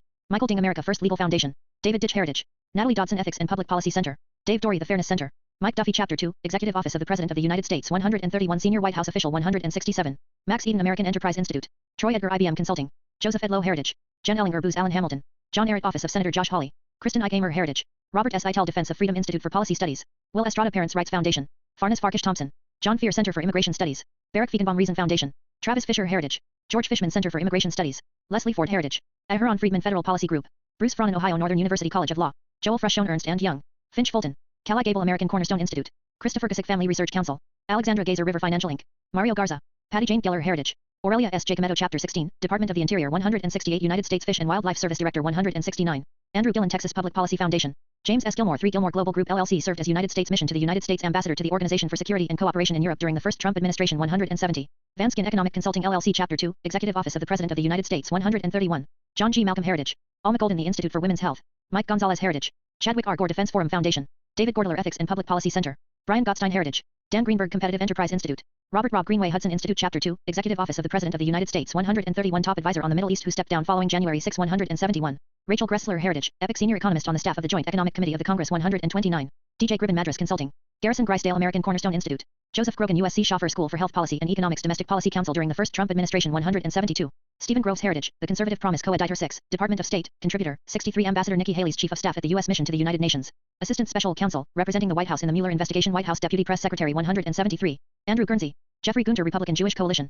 Joe Guy, Club for Growth. Joseph Guzman. Amalia Holly Kias, Heritage. Jean Hamilton, America First Legal Foundation. Richard Hanania, Center for the Study of Partisanship and Ideology. Simon Hankinson, Heritage, Chapter 6, Department of State 63, State Department 174. David Harlow. Derek Harvey, Office of Congressman Devin Nunes. Jason Hayes, Mackinac Center for Public Policy. Jennifer Hazelton. Aaron Hedlund, America First Policy Institute, Chapter 2, Executive Office of the President of the United States 131, Chief Economist for Domestic Policy at the Council of Economic Advisors. 175. Lou Heinziger.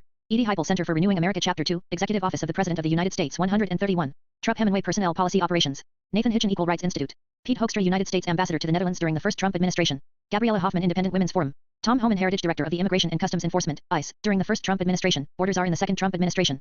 Chris Horner. Mike Howell, Heritage. Valerie Huber, the Institute for Women's Health, Ascent Chapter 2, Executive Office of the President of the United States 131, Health and Human Services 176. Andrew Hughes, American Cornerstone Institute. Joseph M. Humeyer, Center for a Secure Free Society, Chapter 6, Department of State 63, U.S. Deputy Assistant Secretary of Defense for Homeland Defense Integration and Defense Support of Civil Authorities 177. Christopher Iacovella, American Securities Association. Melanie Israel, Heritage. Ken Ivory, Utah House of Representatives. Roman Jankowski, Heritage. Abby Jones. Art Kleinschmidt, Recovery for America Now Foundation, Chapter 2, Executive Office of the President of the United States 131, SAMHSA, HHS 178. Paul J. Larkin, Heritage, Civitas Institute 179, Chapter 2, Executive Office of the President of the United States 131, Defense Various Trump Actions, The Spending Pause 180, The Congressional Review Act 181, etc. Emily Cow, Alliance Defending Freedom. Jared M. Kelson, Boyden Gray and Associates. Aaron Variety, Ethics and Public Policy Center. Ali Kilmartin, Alliance Defending Freedom.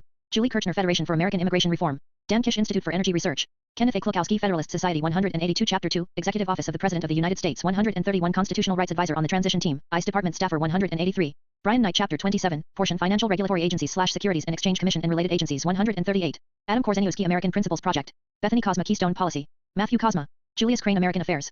Stanley Kurtz, Ethics and Public Policy Center. David Lessert, Baker Botts, LLP. Paul Lawrence, Lawrence Consulting. Nathan Lemer, Targeted Victory. David Legatz, University of Delaware, RET, Chapter 2, Executive Office of the President of the United States 131, Chapter 21, Department of Commerce 78, Deputy Assistant Secretary of Commerce for Observation and Prediction at the NOAA 184. Marlo Lewis, Competitive Enterprise Institute. Ben Lieberman, Competitive Enterprise Institute. John Ligon. Evelyn Lim, American Cornerstone Institute. Morgan Lorraine Vina, Jewish Institute for National Security of America. Mario Loyola, Competitive Enterprise Institute, Chapter 2, Executive Office of the President of the United States 131. Joseph Mann Cooper and Kirk PLLC. Earl Matthews, the Vandenberg Coalition held multiple positions in the first Trump administration. Dan Waller, Heritage Action for America. Brian Von McCormick, Edison Electric Institute 185, Chapter 2, Executive Office of the President of the United States 131. Among several aides who declined to participate in the 2019 impeachment hearings against Trump, National Security Council 186. Drew McCall, American Cornerstone Institute. Trent McCotter, Boyden Gray and Associates. John McKenty Heritage 187 Senior Advisor to P25 Director of the White House Presidential Personnel Office 188, fired, 189. Micah Meadowcroft The American Conservative. Edwin Meese 3 Heritage 190 Chapter 1, White House Office 68 Presented the Presidential Medal of Freedom by Donald Trump 191. Jessica Malugin Competitive Enterprise Institute. Frank Mermud Orpheus International. Mark Miller Office of Governor Kristi Noem. Cleta Mitchell Conservative Partnership Institute. Milan Mitch Nikolic. Mark A. Morgan Heritage served multiple roles in the first Trump administration 192-193. Jessica M. Vaughn Center for Immigration Studies. Kevin E. Moly. Caitlin Moon American Center for Law and ICE. David Moore Brigham Young University Law School. Claire Morrell Ethics and Public Policy Center. Mark Morgan Heritage. Hunter Morgan American Cornerstone Institute. Rachel Morrison Ethics and Public Policy Center. Jonathan Moy Heritage. Casey Mulligan Chapter 2, Executive Office of the President of the United States 131 Chief Economist of the Council of Economic Advisers 194-195 during the first Trump administration. Ian Murray Competitive Enterprise Institute Chapter 2, Executive Office of the President of the United States 131. Ryan Nabil National Taxpayers Union. Andrew N. Volmer Mercatus Center. Michael Nasai Jackson Walker LLP. Lucy N. Niemeyer The Niemeyer Group LLC.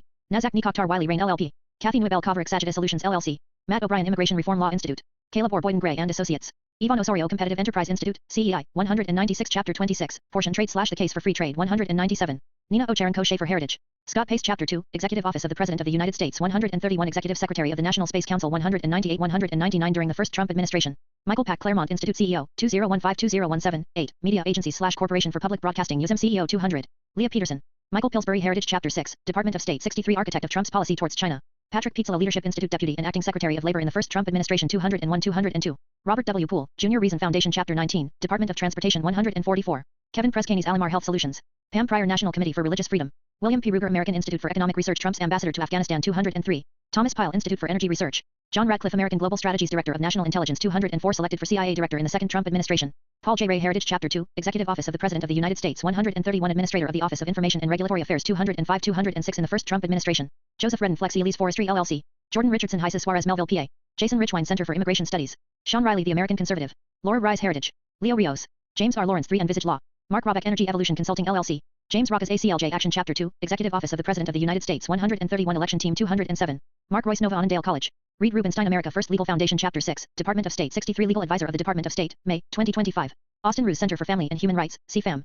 Brent D. Sadler Heritage. Alexander William Salter Texas Tech University. John Sanders John Locke Foundation.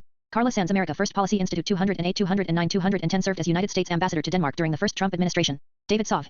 Matt Shook American Cornerstone Institute.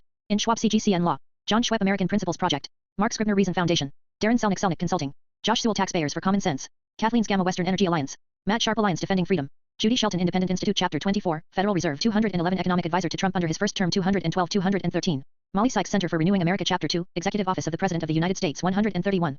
Nathan Symington served as Commissioner of the FCC in the first Trump administration, and continues to serve in that role in the Biden administration 214. Jeff Smith Chapter 6, Department of State 63. Lauren Smith Skyline Policy Risk Group.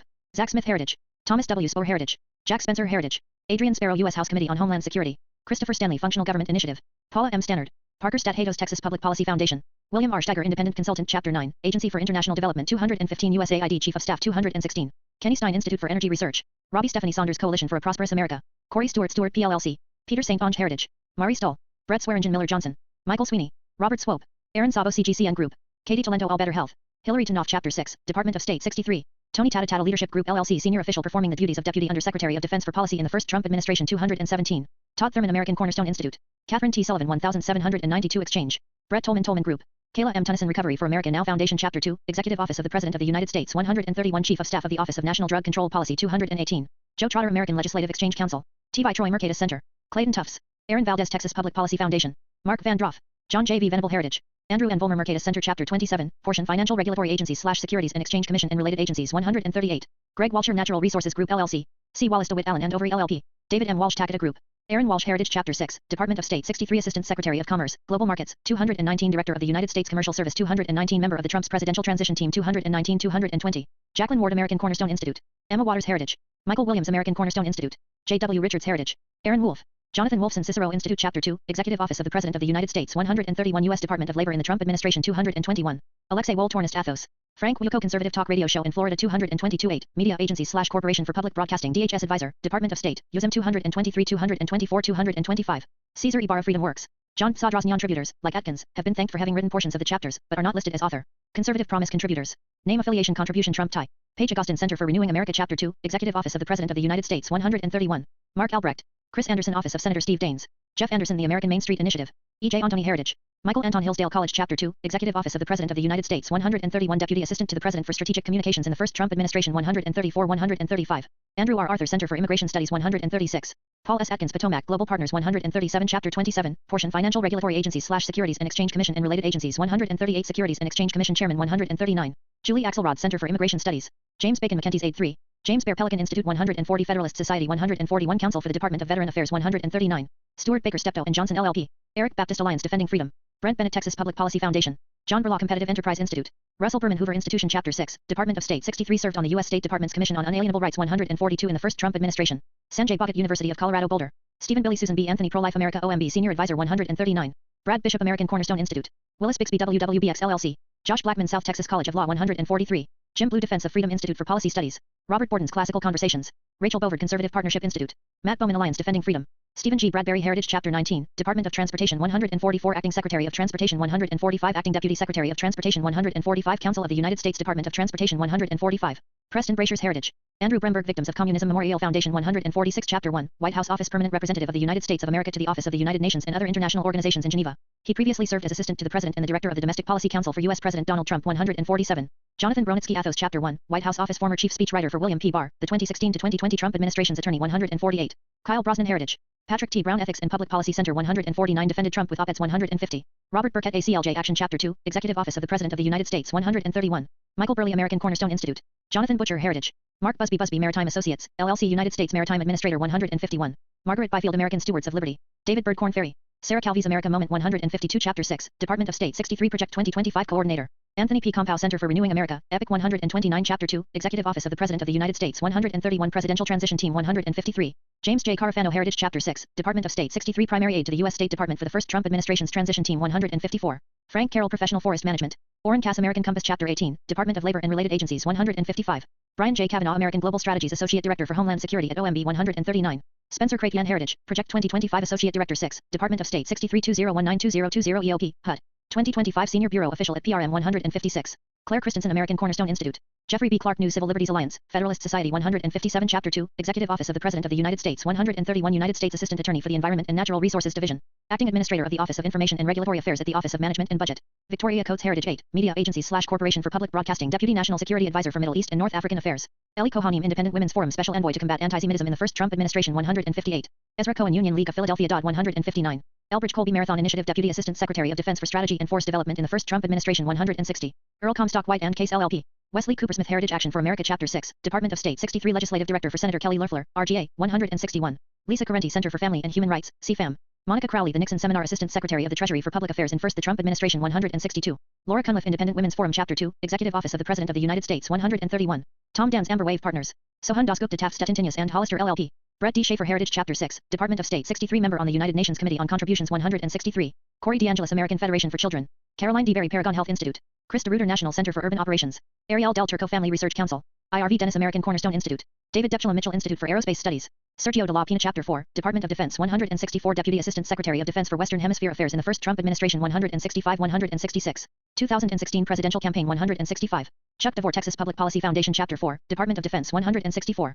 Matthew D. Dickerson Epic, Heritage, Americans for Prosperity 129 Senior Policy Advisor for the House Budget Committee. James DePayne Heritage. Michael Ding America First Legal Foundation. David Ditch Heritage. Natalie Dodson Ethics and Public Policy Center. Dave Dorey The Fairness Center. Mike Duffy Chapter 2, Executive Office of the President of the United States 131 Senior White House Official 167. Max Eden American Enterprise Institute. Troy Edgar IBM Consulting. Joseph Edlow Heritage. Jen Ellinger Booz Allen Hamilton. John Ehret Office of Senator Josh Hawley. Kristen I. Gamer Heritage. Robert S. Itel Defense of Freedom Institute for Policy Studies. Will Estrada Parents' Rights Foundation. Farnes Farkish Thompson. John Fear Center for Immigration Studies. Barack Feigenbaum Reason Foundation. Travis Fisher Heritage. George Fishman Center for Immigration Studies. Leslie Ford Heritage. Aharon Friedman Federal Policy Group. Bruce Fronin Ohio Northern University College of Law. Joel Freshone Ernst & Young. Finch Fulton. Calla Gable American Cornerstone Institute. Christopher Gusick Family Research Council. Alexandra Gazer River Financial Inc. Mario Garza. Patty Jane Geller Heritage. Aurelia S. Jacometto Chapter 16, Department of the Interior 168 United States Fish and Wildlife Service Director 169. Andrew Gillen Texas Public Policy Foundation. James S. Gilmore 3 Gilmore Global Group LLC served as United States Mission to the United States Ambassador to the Organization for Security and Cooperation in Europe during the first Trump administration 170. Vanskin Economic Consulting LLC Chapter 2, Executive Office of the President of the United States 131. John G. Malcolm Heritage. Alma Golden The Institute for Women's Health. Mike Gonzalez Heritage. Chadwick R. Gore Defense Forum Foundation. David Gordler Ethics and Public Policy Center. Brian Gottstein Heritage. Dan Greenberg Competitive Enterprise Institute. Robert Rob Greenway Hudson Institute Chapter 2, Executive Office of the President of the United States 131 Top Advisor on the Middle East who stepped down following January 6 171. Rachel Gressler Heritage, Epic Senior Economist on the staff of the Joint Economic Committee of the Congress 129. DJ Gribben Madras Consulting. Garrison Grisdale American Cornerstone Institute. Joseph Grogan USC Schaffer School for Health Policy and Economics Domestic Policy Council during the first Trump administration 172. Stephen Groves Heritage, The Conservative Promise Co-Editor 6, Department of State, Contributor, 63 Ambassador Nikki Haley's Chief of Staff at the U.S. Mission to the United Nations. Assistant Special Counsel, representing the White House in the Mueller investigation White House Deputy Press Secretary 173. Andrew Guernsey. Jeffrey Gunter Republican Jewish Coalition. Joe Guy Club for Growth. Joseph Guzman. Amalia Holly Kia's Heritage. Jean Hamilton America First Legal Foundation. Richard Hanania Center for the Study of Partisanship and Ideology. Simon Hankinson Heritage Chapter 6, Department of State 63 State Department 174. David Harlow. Derek Harvey Office of Congressman Devin Nunes. Jason Hayes Mackinac Center for Public Policy. Jennifer Hazelton. Aaron Hedlund America First Policy Institute Chapter 2, Executive Office of the President of the United States 131 Chief Economist for Domestic Policy at the Council of Economic Advisors. 175. Lou Heinziger. Edie Heipel Center for Renewing America Chapter 2, Executive Office of the President of the United States 131. Trupp Hemingway Personnel Policy Operations. Nathan Hitchen Equal Rights Institute. Pete Hoekstra United States Ambassador to the Netherlands during the first Trump administration. Gabriella Hoffman Independent Women's Forum. Tom Homan Heritage Director of the Immigration and Customs Enforcement, ICE, during the first Trump administration. Orders are in the second Trump administration. Chris Horner. Mike Howell Heritage. Valerie Huber The Institute for Women's Health, Ascent Chapter 2, Executive Office of the President of the United States 131 Health and Human Services 176. Andrew Hughes American Cornerstone Institute. Joseph M. Humeyer Center for a Secure Free Society Chapter 6, Department of State 63 U.S. Deputy Assistant Secretary of Defense for Homeland Defense Integration and Defense Support of Civil Authorities 177. Christopher Iacovella American Securities Association. Melanie Israel Heritage. Ken Ivory Utah House of Representatives. Roman Jankowski Heritage. Abby Jones. Art Kleinschmidt Recovery for America Now Foundation Chapter 2, Executive Office of the President of the United States 131 SAMHSA, HHS 178. Paul J. Larkin Heritage, Civitas Institute 179 Chapter 2, Executive Office of the President of the United States 131 Defense Various Trump Actions, The Spending Pause 180 The Congressional Review Act 181 etc. Emily Cow Alliance Defending Freedom. Jared M. Kelson Boyden Gray and Associates. Aaron Variety Ethics and Public Policy Center. Ali Kilmartin Alliance Defending Freedom. Julie Kirchner Federation for American Immigration Reform. Dan Kish Institute for Energy Research. Kenneth A. Klukowski Federalist Society 182 Chapter 2, Executive Office of the President of the United States 131 Constitutional Rights Advisor on the Transition Team, ICE Department Staffer 183. Brian Knight Chapter 27, Portion Financial Regulatory Agencies / Securities and Exchange Commission and Related Agencies 138. Adam Korzeniowski American Principles Project. Bethany Cosma Keystone Policy. Matthew Cosma. Julius Crane American Affairs. Stanley Kurtz Ethics and Public Policy Center. David Lessert Baker Botts, LLP. Paul Lawrence Consulting. Nathan Lemur Targeted Victory. David Legatz University of Delaware, RET, Chapter 2, Executive Office of the President of the United States 131 Chapter 21, Department of Commerce 78 Deputy Assistant Secretary of Commerce for Observation and Prediction at the NOAA 184. Marlo Lewis Competitive Enterprise Institute. Ben Lieberman Competitive Enterprise Institute. John Ligon. Evelyn Lim American Cornerstone Institute. Morgan Lorraine Vina Jewish Institute for National Security of America. Mario Loyola Competitive Enterprise Institute Chapter 2, Executive Office of the President of the United States 131. Joseph Mann Cooper and Kirk PLLC. Earl Matthews The Vandenberg Coalition held multiple positions in the first Trump administration. Dan Waller Heritage Action for America. Brian Von McCormick Edison Electric Institute 185 Chapter 2, Executive Office of the President of the United States 131 among several aides who declined to participate in the 2019 impeachment hearings against Trump, National Security Council 186. Drew McCall American Cornerstone Institute. Trent McCotter Boyden Gray and Associates. John McKenty Heritage 5 187 Senior Advisor to P25 Director of the White House Presidential Personnel Office 188, fired, 189. Micah Meadowcroft The American Conservative. Edwin Meese 3 Heritage 190 Chapter 1, White House Office 68 presented the Presidential Medal of Freedom by Donald Trump 191. Jessica Malugin Competitive Enterprise Institute. Frank Mermud Orpheus International. Mark Miller Office of Governor Kristi Noem. Cleta Mitchell Conservative Partnership Institute. Milan Mitch Nikolich. Mark A. Morgan Heritage served multiple roles in the first Trump administration 192-193. Jessica M. Vaughn Center for Immigration Studies. Kevin E. Moly. Caitlin Moon American Center for Law and ICE. David Moore Brigham Young University Law School. Claire Morrell Ethics and Public Policy Center. Mark Morgan Heritage. Hunter Morgan American Cornerstone Institute. Rachel Morrison Ethics and Public Policy Center. Jonathan Moy Heritage. Casey Mulligan Chapter 2, Executive Office of the President of the United States 131 Chief Economist of the Council of Economic Advisors 194-195 during the first Trump administration. Ian Murray Competitive Enterprise Institute Chapter 2, Executive Office of the President of the United States 131. Ryan Nabil National Taxpayers Union. Andrew N. Volmer Mercatus Center. Michael Nasai Jackson Walker LLP. Lucy N. Niemeyer The Niemeyer Group LLC. Nazak Nikoktar Wiley Rain LLP. Kathy Nwibel Koverick Sagita Solutions LLC. Matt O'Brien Immigration Reform Law Institute. Caleb Orr Boyden Gray and Associates. Yvonne Osorio Competitive Enterprise Institute, CEI, 196 Chapter 26, Portion Trade / The Case for Free Trade 197. Nina Ocharenko Schaefer Heritage. Scott Pace Chapter 2, Executive Office of the President of the United States 131 Executive Secretary of the National Space Council 198-199 during the first Trump administration. Michael Pack Claremont Institute CEO, 2015-2017-8, Media Agency / Corporation for Public Broadcasting USM CEO 200. Leah Peterson. Michael Pillsbury Heritage Chapter 6, Department of State 63 Architect of Trump's Policy Towards China. Patrick Pizzola Leadership Institute Deputy and Acting Secretary of Labor in the first Trump administration 201-202. Robert W. Poole, Junior Reason Foundation Chapter 19, Department of Transportation 144. Kevin Preskanies Alamar Health Solutions. Pam Pryor National Committee for Religious Freedom. William P. Ruger American Institute for Economic Research Trump's Ambassador to Afghanistan 203. Thomas Pyle Institute for Energy Research. John Radcliffe American Global Strategies Director of National Intelligence 204 selected for CIA Director in the second Trump administration. Paul J. Ray Heritage Chapter 2, Executive Office of the President of the United States 131 Administrator of the Office of Information and Regulatory Affairs 205-206 in the first Trump administration. Joseph Redden Flexi Elise Forestry LLC. Jordan Richardson Heises Suarez Melville PA. Jason Richwine Center for Immigration Studies. Sean Riley The American Conservative. Laura Rise Heritage. Leo Rios. James R. Lawrence 3 Envisage Law. Mark Robeck Energy Evolution Consulting LLC. James Rockus ACLJ Action Chapter 2, Executive Office of the President of the United States 131 Election Team 207. Mark Royce Nova Annandale College. Reed Rubenstein America First Legal Foundation Chapter 6, Department of State 63 Legal Advisor of the Department of State, May, 2025. Austin Ruse Center for Family and Human Rights, CFAM. Brent D. Sadler Heritage. Alexander William Salter Texas Tech University. John Sanders John Locke Foundation. Carla Sands America First Policy Institute 208 209 210 served as United States Ambassador to Denmark during the first Trump administration. David Sov. Matt Shook American Cornerstone Institute. In Schwab CGCN Law. John Schweb American Principles Project. Mark Scribner Reason Foundation. Darren Selnick Consulting. Josh Sewell Taxpayers for Common Sense. Kathleen's Gamma Western Energy Alliance. Matt Sharp Alliance Defending Freedom. Judy Shelton Independent Institute Chapter 24, Federal Reserve 211 Economic Advisor to Trump under his first term 212-213. Molly Sykes Center for Renewing America Chapter 2, Executive Office of the President of the United States 131. Nathan Symington served as Commissioner of the FCC in the first Trump administration, and continues to serve in that role in the Biden administration 214. Jeff Smith Chapter 6, Department of State 63. Lauren Smith Skyline Policy Risk Group. Zach Smith Heritage.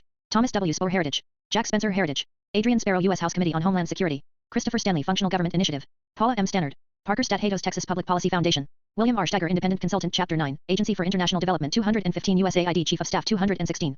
Kenny Stein Institute for Energy Research. Robbie Stephanie Saunders Coalition for a Prosperous America. Corey Stewart PLLC. Peter St. Onge Heritage. Mari Stoll. Brett Swearingen Miller Johnson. Michael Sweeney. Robert Swope. Aaron Sabo CGCN Group.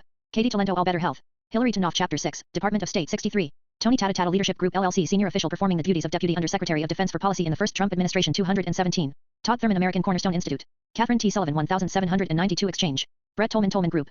Kayla M. Tennyson Recovery for America Now Foundation Chapter 2, Executive Office of the President of the United States 131 Chief of Staff of the Office of National Drug Control Policy 218. Joe Trotter American Legislative Exchange Council. T. V. Troy Mercatus Center. Clayton Tufts. Aaron Valdez Texas Public Policy Foundation. Mark Van Droff. John J. V. Venable Heritage. Andrew N. Volmer Mercatus Center Chapter 27, Portion Financial Regulatory Agencies / Securities and Exchange Commission and Related Agencies 138. Greg Walsher Natural Resources Group LLC. C. Wallace DeWitt Allen and Overy LLP. David M. Walsh Takeda Group.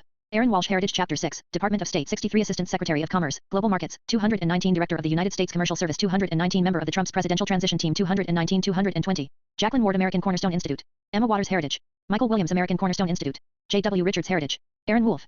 Jonathan Wolfson Cicero Institute Chapter 2, Executive Office of the President of the United States 131 U.S. Department of Labor in the Trump Administration 221. Alexei Woltornist Athos. Frank Wuyko Conservative Talk Radio Show in Florida 222-8, Media Agencies / Corporation for Public Broadcasting DHS Advisor, Department of State, USM 223-224-225. Caesar Ibarra Freedom Works. John Sodrozny America First Legal Foundation Chapter 6, Department of State 63 USCI's Official 226.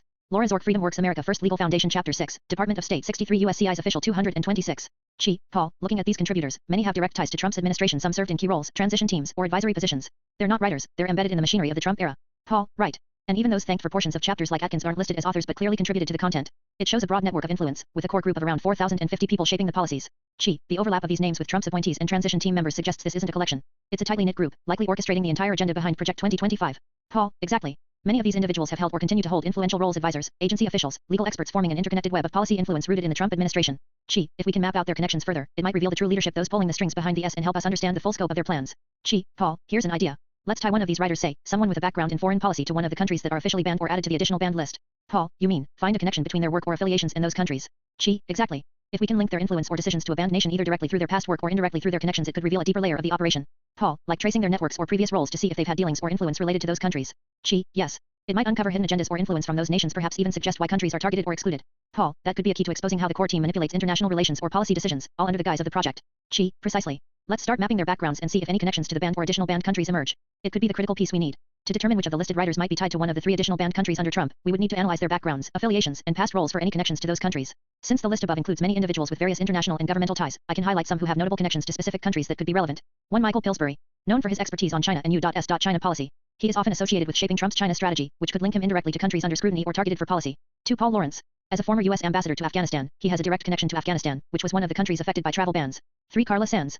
Served as U.S. ambassador to Denmark, less directly related but still involved in foreign diplomacy. 4. William P. Ruger. Was Trump's ambassador to Afghanistan, which ties him to that specific country. 5. James S. Gilmore. 3. Served as U.S. mission to the Organization for Security and Cooperation in Europe, with some focus on Eastern Europe and Russia. 6. Mark Morgan. Held multiple roles in border security and immigration, with possible connections to policy on Middle Eastern or other countries. Next steps. To definitively tie specific writers to the 3 additional banned countries, we'd need detailed biographical data or records of past work, travel, or affiliations related to those countries. Would you like me to help you identify which countries are on the banned list and cross-reference with these individuals' backgrounds? Based on your request, here is a list of the additional countries that were banned or added to the list of banned countries during Trump's administration, often referred to collectively as the travel bans. These countries are additional banned countries under Trump, beyond the original 7. Chad, Venezuela, North Korea, Iran, originally included, but later modified, Libya, Somalia, Syria, Yemen. Countries added later or targeted in expanded bans. The Democratic Republic of the Congo, DRC. Iraq, originally included, then removed, and read it in different iterations. Sudan.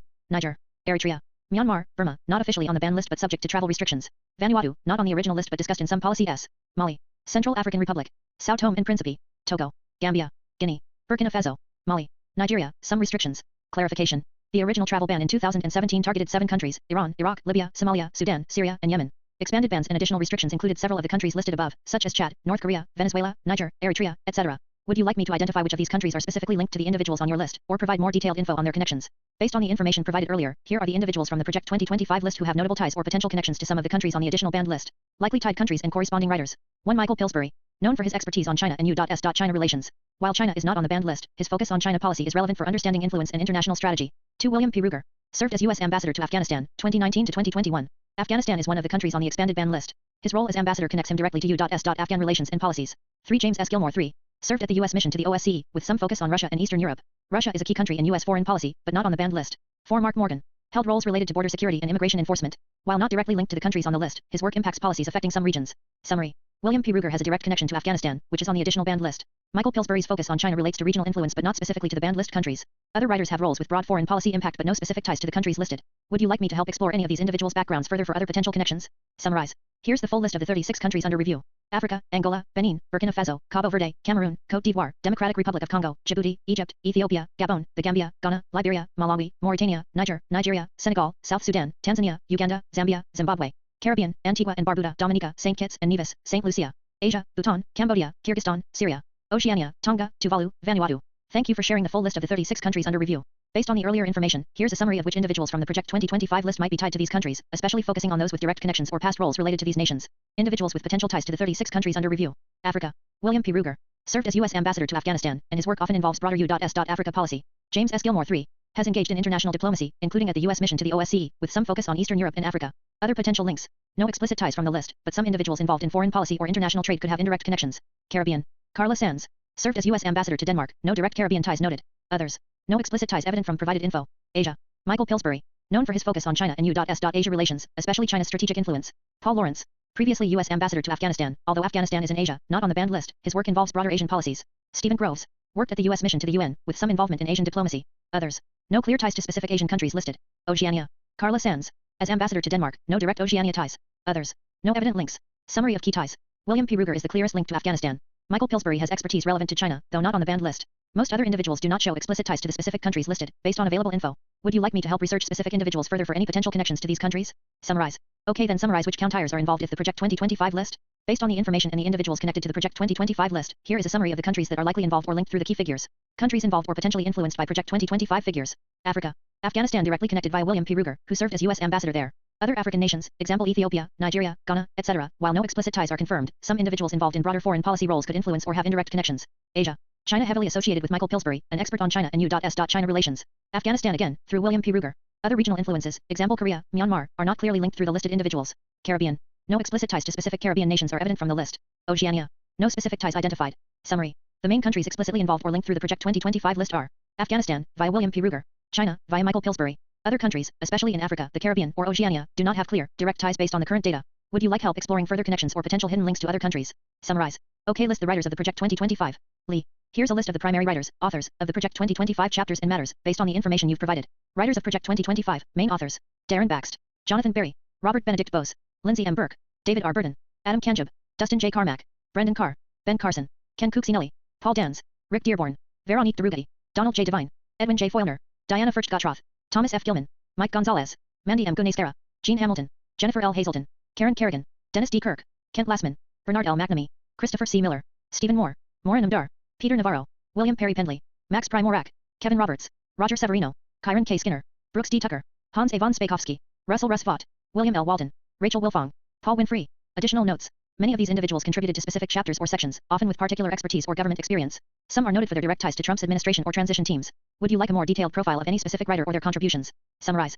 Okay, which countries are they from and work from? Here is a summary of the countries associated with the main writers of Project 2025, based on their affiliations, roles, or backgrounds as provided. Countries associated with Project 2025 writers. United States. Most of the writers are U.S. based, with many holding roles in the Trump administration, think tanks, or policy organizations.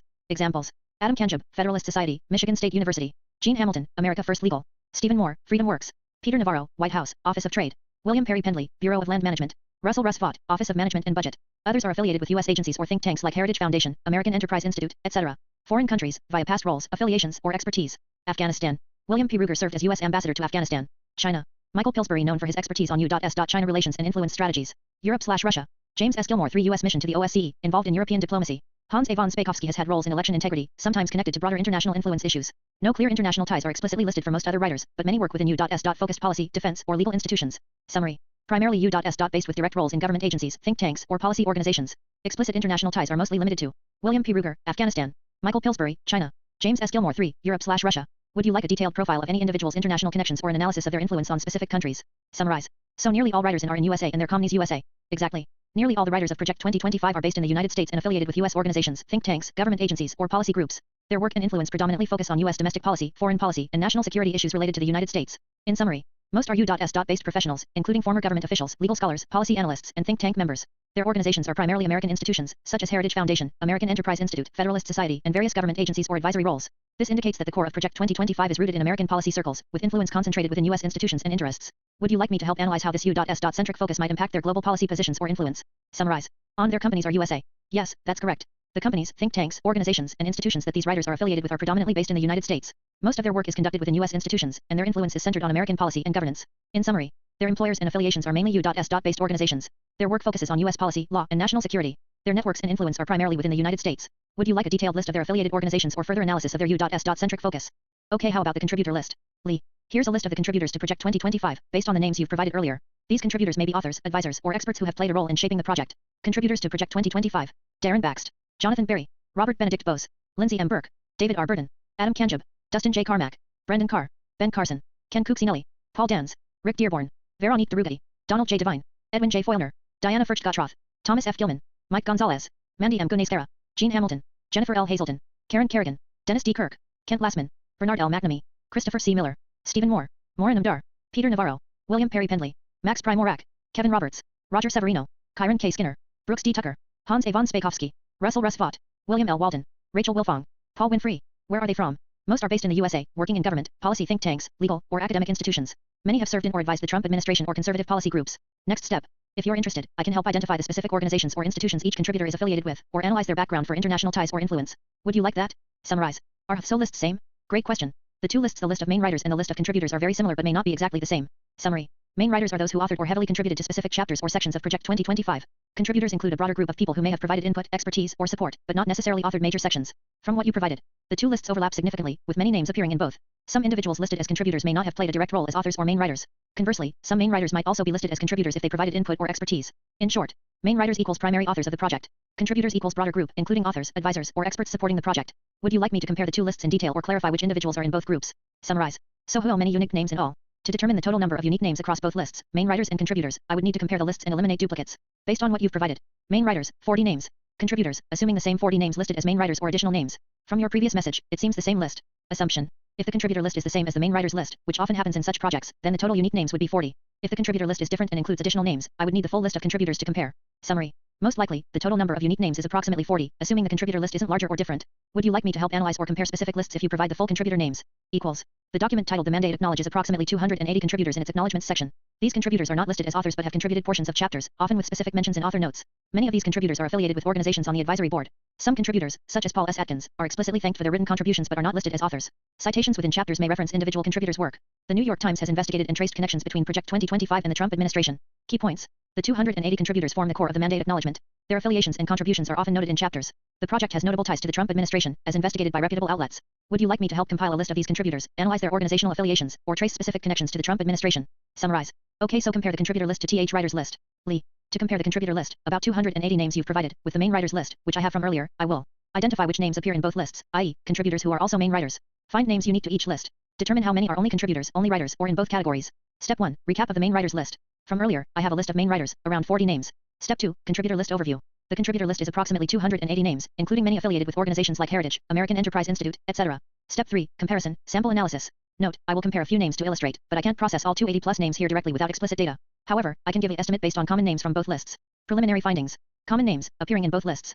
Michael Gonzalez, Rachel Bovard, James S. Gilmore 3, Paul S. Atkins, Stephen G. Bradbury, Michael Pillsbury, Jessica Vaughn, David Gordeler, William P. Ruger, These are examples of contributors who are also main writers or have authored chapters. Names unique to the contributor list include many individuals who are not listed as main authors but contributed portions of chapters. Names unique to the main writers list are those primarily listed as the main authors of specific chapters.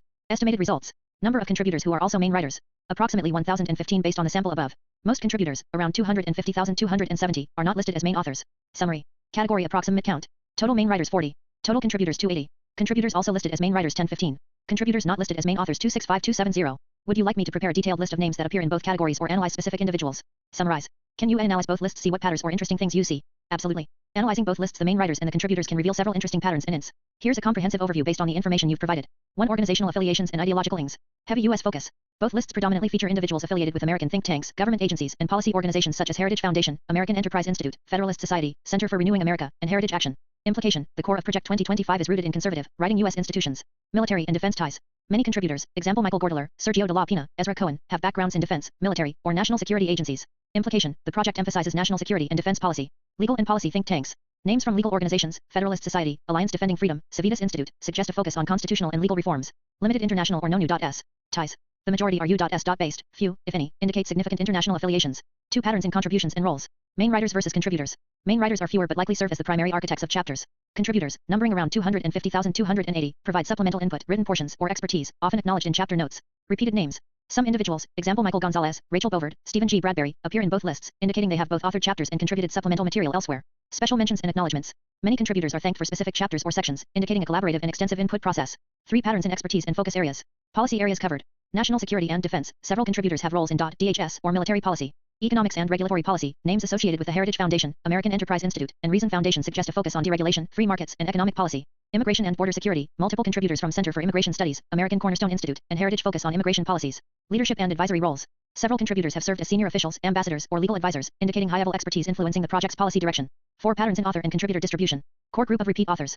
A small subset of individuals, example Stephen G. Bradbury, Michael Pillsbury, Rachel Bovard, serve as both main authors and contributors, showing their central role. Wide contributor base. The large number of contributors suggests extensive collaboration, with individuals likely providing specialized expertise, research, or chapter sections. Factions and networks. Many contributors are connected through prominent think tanks and policy groups, indicating a tightly knit network of conservative policy influencers. 5 interesting observations. Ties to the Trump administration. Numerous contributors have served in or advised the Trump administration, example Ezra Cohen, John H. Wolfson, Michael Gordler, reinforcing the project's alignment with Trump-era policies. Legal and judicial emphasis. Names associated with the Federalist Society and legal foundations suggest a focus on judicial appointments and constitutional reforms. Potential policy biases. Given the affiliations, the project likely promotes conservative, nationalist, and possibly populist policy positions. 6 overall patterns and ints. Pattern/int description. U.S. Centered network. Most contributors are affiliated with American conservative think tanks, legal groups, or government agencies. High-level expertise. Many contributors are former officials, legal scholars, or policy advisors, indicating a professional and expert-driven effort. Collaborative and multi-role. Several individuals are both authors and contributors, reflecting a collaborative process with diverse input. Emphasis on defense, immigration, and economic policy. The core thematic areas of the project are reflected in the contributors' backgrounds. Strong Trump ties. Many contributors have direct or advisory ties to the Trump administration, anchoring the project in a particular political. Would you like me to generate specific visual summaries, like charts or network maps, or focus on any particular pattern or individual? Here's a clear definition of heritage in this. Heritage refers to the Heritage Foundation, a prominent conservative think tank based in Washington, D.C. It is one of the most influential policy organizations in the United States, known for promoting free market policies, limited government, traditional values, and a strong national defense. In summary, heritage equals the Heritage Foundation. Focuses on public policy research and advocacy aligned with conservative and libertarian principles. Has significant influence on U.S. policy debates, especially on issues like immigration, national security, economic policy, and judicial appointments. Would you like a more detailed overview of heritage or how it relates to Project 2025? Summarize. Average age of Trump admin. The average age of members in the Trump administration varied depending on the specific group, cabinet, senior advisors, agency heads, etc., but cabinet members and senior officials tended to be in their late 40s to early 60s. For example, Donald Trump was 70 when inaugurated in 2017. Many key officials, such as James Mattis, retired Marine, Mike Pompeo, in his 50s, and Stephen Mnuchin, 50s, were in their 50s or 60s. Some younger aides and staff members were in their 30s or 40s, but they were fewer in number. Estimated average age. The average age of Trump's cabinet and senior administration officials was roughly 5,560 years old during his presidency. Note: exact calculations can vary based on the specific group analyzed, and some sources may cite slightly different averages, typically in the mid-50s. Would you like a more detailed down of ages by position or a specific subgroup? Summarize. How about now in 2025? As of 2025, the average age of former Trump administration officials or those involved in related projects like Project 2025 would be. Many key figures from the Trump administration were in their 50s and 60s during his presidency, 2017 to 2021. By 2025, those individuals would be approximately 7 to 8 years older. Estimated current average age in 2025. Most senior officials and key contributors are likely in their mid-60s to early 70s. Specific examples. Donald Trump is 78 in 2025. James Mattis, born 1950, would be around 75. Mike Pompeo, born 1963, would be 62. Stephen Mnuchin, born 1962, would be 63. Many other officials and contributors, especially those with military or legal backgrounds, would now be in their late 60s or early 70s. Summary. The average age of Trump administration officials or key contributors in 2025 is approximately 68 to 72 years old. Would you like me to help find specific ages for individuals or groups? Summarize.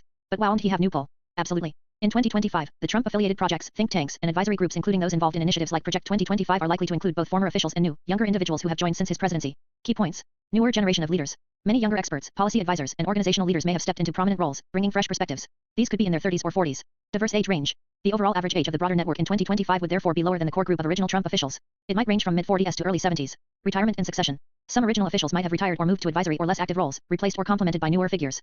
Estimated overall average in 2025. Considering both veteran officials, late 60s to early 70s, and newer, younger contributors, 30s-50s, the average age across the entire network might be around 5,560 years old. In summary, yes, new individuals are involved in 2025, which lowers the overall average age compared to the initial core group. The average age of active contributors and officials in 2025 is likely around 5,560 years old, reflecting both experienced veterans and emerging younger voices. Would you like me to help identify potential younger figures involved in the current activities? Summarize. So you know the unused names. Yes, I can help identify new names associated with the Trump administration or related projects in 2025. These would include emerging policy advisors and officials who gained prominence after Trump's presidency, younger political figures, consultants, or organizational leaders involved in ongoing efforts like Project 2025, individuals who joined the network or took on new roles since 2021, especially in the of policy planning, think tanks, or advisory groups. Would you like me to provide a list of notable new figures in Trump-aligned policy and advisory circles in 2025? Focus on specific sectors or organizations, example defense, immigration, economy, or analyze the age profiles and career trajectories of these new figures. Let me know. Great. To identify new Trump-aligned figures in 2025, I'll highlight some notable individuals who have gained prominence or taken on new roles since Trump's presidency, especially within the ongoing initiatives like Project 2025 and related conservative policy networks. Emerging or new figures in 2025, related to Trump and conservative policy networks. 1. Younger policy experts and advisors. Jenna Ellis, lawyer and Trump supporter, more prominent during his presidency, but still active in conservative legal circles in 2025. Michael Lindell, MyPillow CEO, increasingly involved in political activism and election-related efforts. Max Miller, former Trump aide, has taken on more public political roles post-2020. George Papadopoulos, former campaign advisor, now involved in alternative media and policy circles. 2. New think tank and organizational leaders. Jason Miller, former Trump senior advisor, still influential in media and consulting roles. Kelly Ward, Arizona GOP leader, active in conservative politics and policy advocacy. Matt Gaetz, congressman, influential in shaping post-Trump conservative policies. Lauren Boebert, congresswoman, rising influence in the conservative movement. 3. Military and national security figures. Anthony Tata, former Pentagon official, involved in conservative defense circles. Michael Waltz, U.S. Army veteran and congressman, active in defense policy circles. Nikki Haley, former ambassador, potential future leader with younger supporters in the movement. 4. Media and digital influencers. Dinesh D'Souza, political commentator, active in conservative media. Tucker Carlson, media personality, influential in shaping conservative thought in 2025. Charlie Kirk, Turning Point USA founder, influential among younger conservatives. Summary. The new figures tend to be younger, often in their 30s and 40s. Many are media personalities, political activists, or emerging legislative voices. They are actively involved in shaping or supporting Trump-aligned policies and conservative agendas post-2020. Would you like me to compile a more detailed list, or focus on any specific sector or type of individual? Here's an overview of the estimated ages of some of these newer or emerging figures involved in Trump-aligned circles in 2025. Estimated ages of key new figures in 2025. Name estimated age in 2025 notes. Jenna Ellis 4,345 active legal figure, prominent during Trump's presidency, still involved in legal and conservative circles. Michael Lindell 6,264 businessman and activist, involved in election conspiracy circles. Max Miller 3,638 former Trump aide, rising political figure. George Papadopoulos 3,739 former campaign advisor, active in media and policy discussions. Jason Miller 5,052 Trump advisor and media consultant. Kelly Ward 5,052 Arizona GOP leader, active in politics. Matt Gaetz 4,244 congressman, influential among younger conservatives. Lauren Boebert 3,840 congresswoman, prominent in the conservative movement. Anthony Tata 6,264 former Pentagon official, involved in defense circles. Michael Waltz 5,052 congressman, active in national security policy. Nikki Haley 5,254 former ambassador, potential future leader. Dinesh D'Souza 6,062 media personality, influential among conservative youth. Tucker Carlson 5,557 media figure, influential in shaping conservative thought. Charlie Kirk 3,032 younger influencer, founder of Turning Point USA. Summary. Younger emerging figures are in their 30s and 40s. Veterans and more established figures tend to be in their 50s and 60s. The average age of this newer generation in 2025 is roughly 4,050 years old, reflecting a mix of fresh faces and seasoned veterans. Would you like me to focus on specific individuals, sectors, or provide a more detailed age profile? Based on the information available about the main writers of Project 2025 and the typical ages of such policy experts and authors, I estimate that average age of the main writers in 2025. Most of the main authors are experienced policy analysts, legal scholars, and former officials. Their ages in 2025 are likely in the range of 55 to 70 years old. Estimated average age. Approximately 60 years old. This reflects many of the core authors and senior contributors were in their 50s or 60s during Trump's presidency, 2017-2021. By 2025, they would be about 78 years older. Summary. The average age of the main writers of Project 2025 in 2025 is roughly 60 years old. Would you like me to help identify specific individuals or provide more detailed age data? Here are brief bios of some of the individuals who appear on both the contributor list and the main writers list for Project 2025. I'll focus on those who are prominent and have publicly available information. 1. Stephen G. Bradbury.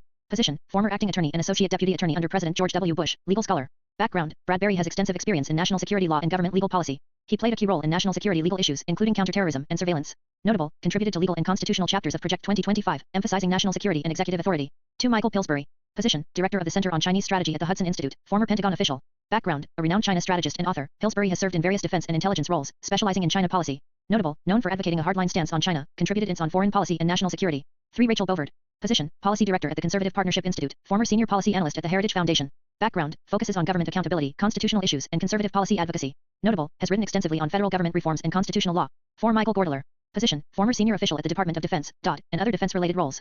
Background, expertise in military policy, defense strategy, and national security. Notable, contributed to chapters on defense and military policy. 5. Jessica Vaughn. Position, Director of Policy at the Center for Immigration Studies. Background, specialist in immigration policy, border security, and enforcement. Notable, provides research and policy analysis supporting restrictive immigration policies. 6. William P. Ruger. Position, Vice President for Research at the Charles Cook Institute, former Assistant Secretary of State for Political Military Affairs. Background, focuses on foreign policy, national security, and international affairs. Notable, contributed to foreign policy chapters emphasizing strategic security. 7. Paul S. Atkins. Position, former SEC Commissioner, investment banker. Background, expert in financial regulation and securities law. Notable, contributed to chapters on economic policy and regulation. Summary. These individuals are experienced policymakers, legal scholars, defense, and foreign policy experts, contributing their expertise to shape the vision and recommendations of Project 2025. Heritage refers to the Heritage Foundation, which is a prominent conservative think tank based in Washington, D.C. Definition of heritage, as in the Heritage Foundation. Heritage is an influential American conservative think tank dedicated to public policy research and advocacy. It promotes principles such as limited government, free markets, individual liberty, traditional values, and a strong national defense. The organization often produces policy reports, legislative recommendations, and educational materials aligned with conservative ideals. In brief, Heritage equals the Heritage Foundation, a leading conservative policy organization in the U.S. Would you like a more detailed explanation or information about the Foundation's role? Heritage, noun. The traditions, qualities, cultural practices, inheritance, or historical legacy passed down from previous generations. In simpler terms, it refers to the things that are handed down from the past such as customs, cultural identity, landmarks, or valuable possessions that are valued and preserved by a community, family, or nation. Examples. A country's heritage might include its language, monuments, and traditions. A family's heritage could include heirlooms or family stories. The word heritage itself is not inherently racist. It simply refers to the traditions, history, or cultural legacy passed down through generations. However, language can sometimes be used in ways that are problematic or tied to or perceptions. If you're referring to specific uses of the word heritage in political or social such as white heritage or national heritage, those can sometimes be associated with contentious debates or narratives around race, identity, or nationalism. In its basic definition, heritage is a neutral term about cultural or historical inheritance. Its connotations depend heavily on how and where it's used. Would you like me to explain more about the in which heritage might be viewed critically or discuss its historical usage? Thank you for clarifying.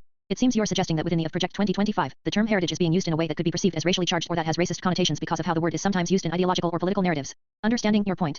The word heritage in some especially in political discourse, has been used to emphasize traditional or cultural identities that are sometimes associated with racial or ethnic groups. In political or social debates, heritage can be linked to white heritage, national heritage, or cultural heritage that some perceive as emphasizing racial or ethnic exclusivity or superiority. Critics argue that such usage can reinforce racial divisions or exclude other groups, thus carrying racist undertones depending on how it's framed. In the of Project 2025, if the term heritage is being used to promote a particular racial or cultural identity in a way that excludes or marginalizes others, that could be seen as problematic or racist. The concern is about language and framing that invoking heritage might imply a desire to prioritize or protect a racial or cultural group in a way that dismisses or disrespects others.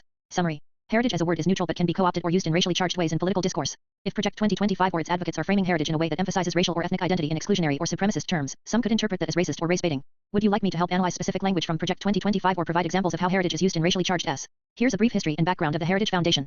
Heritage Foundation brief history. Founded. February 1973. Founders.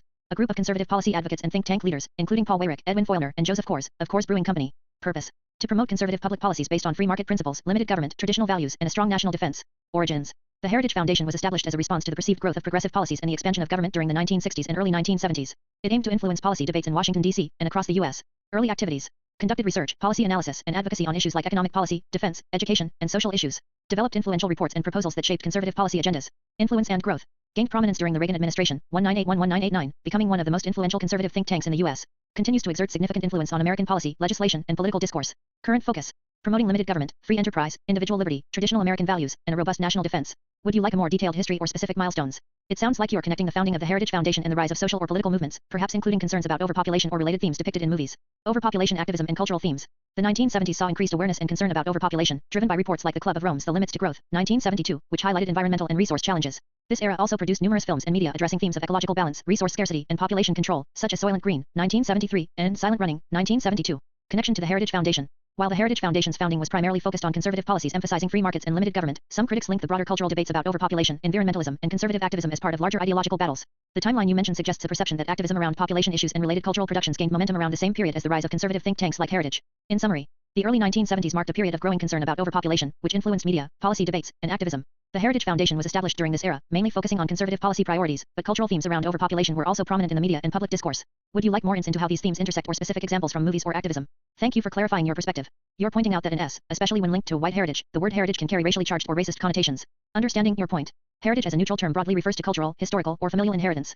However, when used in phrases like white heritage, it can be associated with racial identity, exclusion, or supremacy narratives, especially in political or social debates. Some critics argue that heritage in this perpetuates racial divisions or glorifies a racially exclusive identity, which can be seen as racist or racially insensitive. Why you see it as racist in this sense? The term white heritage is often used to emphasize racial identity over shared national or cultural identity. When framed in a way that excludes or marginalizes other racial or ethnic groups, it can be interpreted as promoting racial superiority or exclusivity. This use of heritage can fuel racial tensions or serve as a rallying point for ideologies rooted in racial division. Summary. The word heritage itself is neutral, but its application in racially charged like white heritage can become racially problematic or racist. The criticism is that using heritage in this way reinforces racial identity politics that often exclude or diminish other groups. Would you like me to help analyze specific phrases from political discourse or provide examples of how heritage has been used in racially charged ways? Heritage is a neutral term that refers to cultural, historical, or familial inheritance, the traditions, values, or legacies passed down from past generations. However, when used in such as white heritage, the word can take on racially charged or racist connotations. In these cases, it often emphasizes racial identity and can be associated with exclusion, racial superiority, or racial nationalism. Some critics argue that using heritage in this racial reinforces racial divisions and promotes exclusivity or supremacy, which many consider problematic or racist. In summary, the word heritage itself is neutral. Its application in racially charged phrases, like white heritage, can become racially problematic because it focuses on racial identity in a way that can exclude or marginalize other groups. Paul, I need to tell you something important. The word heritage when used in the sense of white heritage or similar phrases can actually be racist. Paul, really? I thought heritage meant cultural traditions or history. It usually does. But in some especially when people use white heritage to emphasize racial identity or superiority, it becomes problematic. Paul, so you're saying the word itself is racist? Not exactly. The word is neutral, but how it's used matters. When heritage is tied to race in a way that promotes exclusion or superiority, then it can carry racist undertones. Paul, I see. So it's about the intention behind it. Exactly. The problem is when it's used to divide or elevate one racial group over others. That's when it becomes racially charged or racist. Paul, thanks for explaining. That makes a lot of sense. Paul, I want to talk to you about the Heritage Foundation. It's a conservative think tank that was founded in 1973 to promote traditional values, limited government, and free markets. Paul, yeah, I've heard of it. They're pretty influential in policy circles, right? Exactly. But here's something important. The word heritage in their name heritage can sometimes be used in ways that are racially charged. Paul, what do you mean? Well, in some people refer to white heritage or American heritage to emphasize racial or cultural identity. When that's used to exclude or prioritize one group over others, it can be seen as racist or divisive. Paul, so, are you saying the Heritage Foundation promotes that kind of thinking? Not necessarily. The foundation itself focuses on policy ideas like conservative economics and limited government. But the language around heritage can sometimes be co-opted or interpreted in racially charged ways, especially when used to promote exclusivity or racial superiority. Paul, I see. So, the word heritage is neutral, but it can be used in problematic ways depending on the... Exactly. And that's why we need to be careful about how language is used in these discussions. But when I look at how the goddess constant, louder and key, ties everything together yet, it all points to the same thing. It's like a pattern. The way these narratives are constructed, the language used, it's all rooted in racism. It's about dividing people, creating hierarchies, and excluding others based on race or identity. Paul, so, you're saying even the symbols and concepts are part of this bigger racial issue? Exactly. When you see how everything connects, the language, the symbols, the ideas, it all reinforces the same racist structures. That's why I think it's so important to recognize these patterns and challenge them. Paul, wow. That's a powerful perspective. Thanks for sharing that. I get what you're saying, Paul. But even if half the Democrats are inside traders and the other half are white Republicans, that doesn't change the bigger picture. It means the system itself is designed to divide us. Racism is one tool in that toolbox. Paul, so you're saying it's more about the power structure than race? Exactly. Racism is often used to keep people fighting amongst themselves, but the real goal is to maintain control and manipulate the system.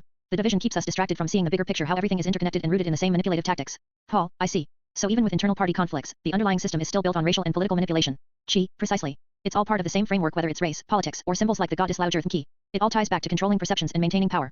But the Heritage Foundation was actually a response to something else entirely. It was founded in 1973 as a way to counteract what they saw as the growing influence of progressive policies, big government, and the decline of traditional values. Paul, so, it wasn't about race or symbolism.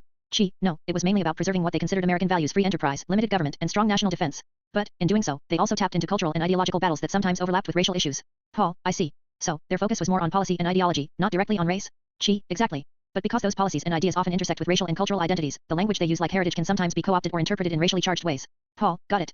So, it's more about ideological responses, even if it ends up touching on race indirectly. Precisely. The foundation's main goal was about policy and ideology, but the cultural language around it can get complicated and sometimes racially charged depending on how people use it. Yeah, Paul, that's part of the problem. It's like a black and white thing, both sides fear each other, playing into racial divisions. But the truth is, both sides are doing the wrong thing. They're all inside trading, manipulating the system for their own gain. Paul, so, it's not really about race, then? It's about the corruption within the system itself? Exactly. Race is used as a tool to keep us divided, but at the core, it's about a corrupt power structure.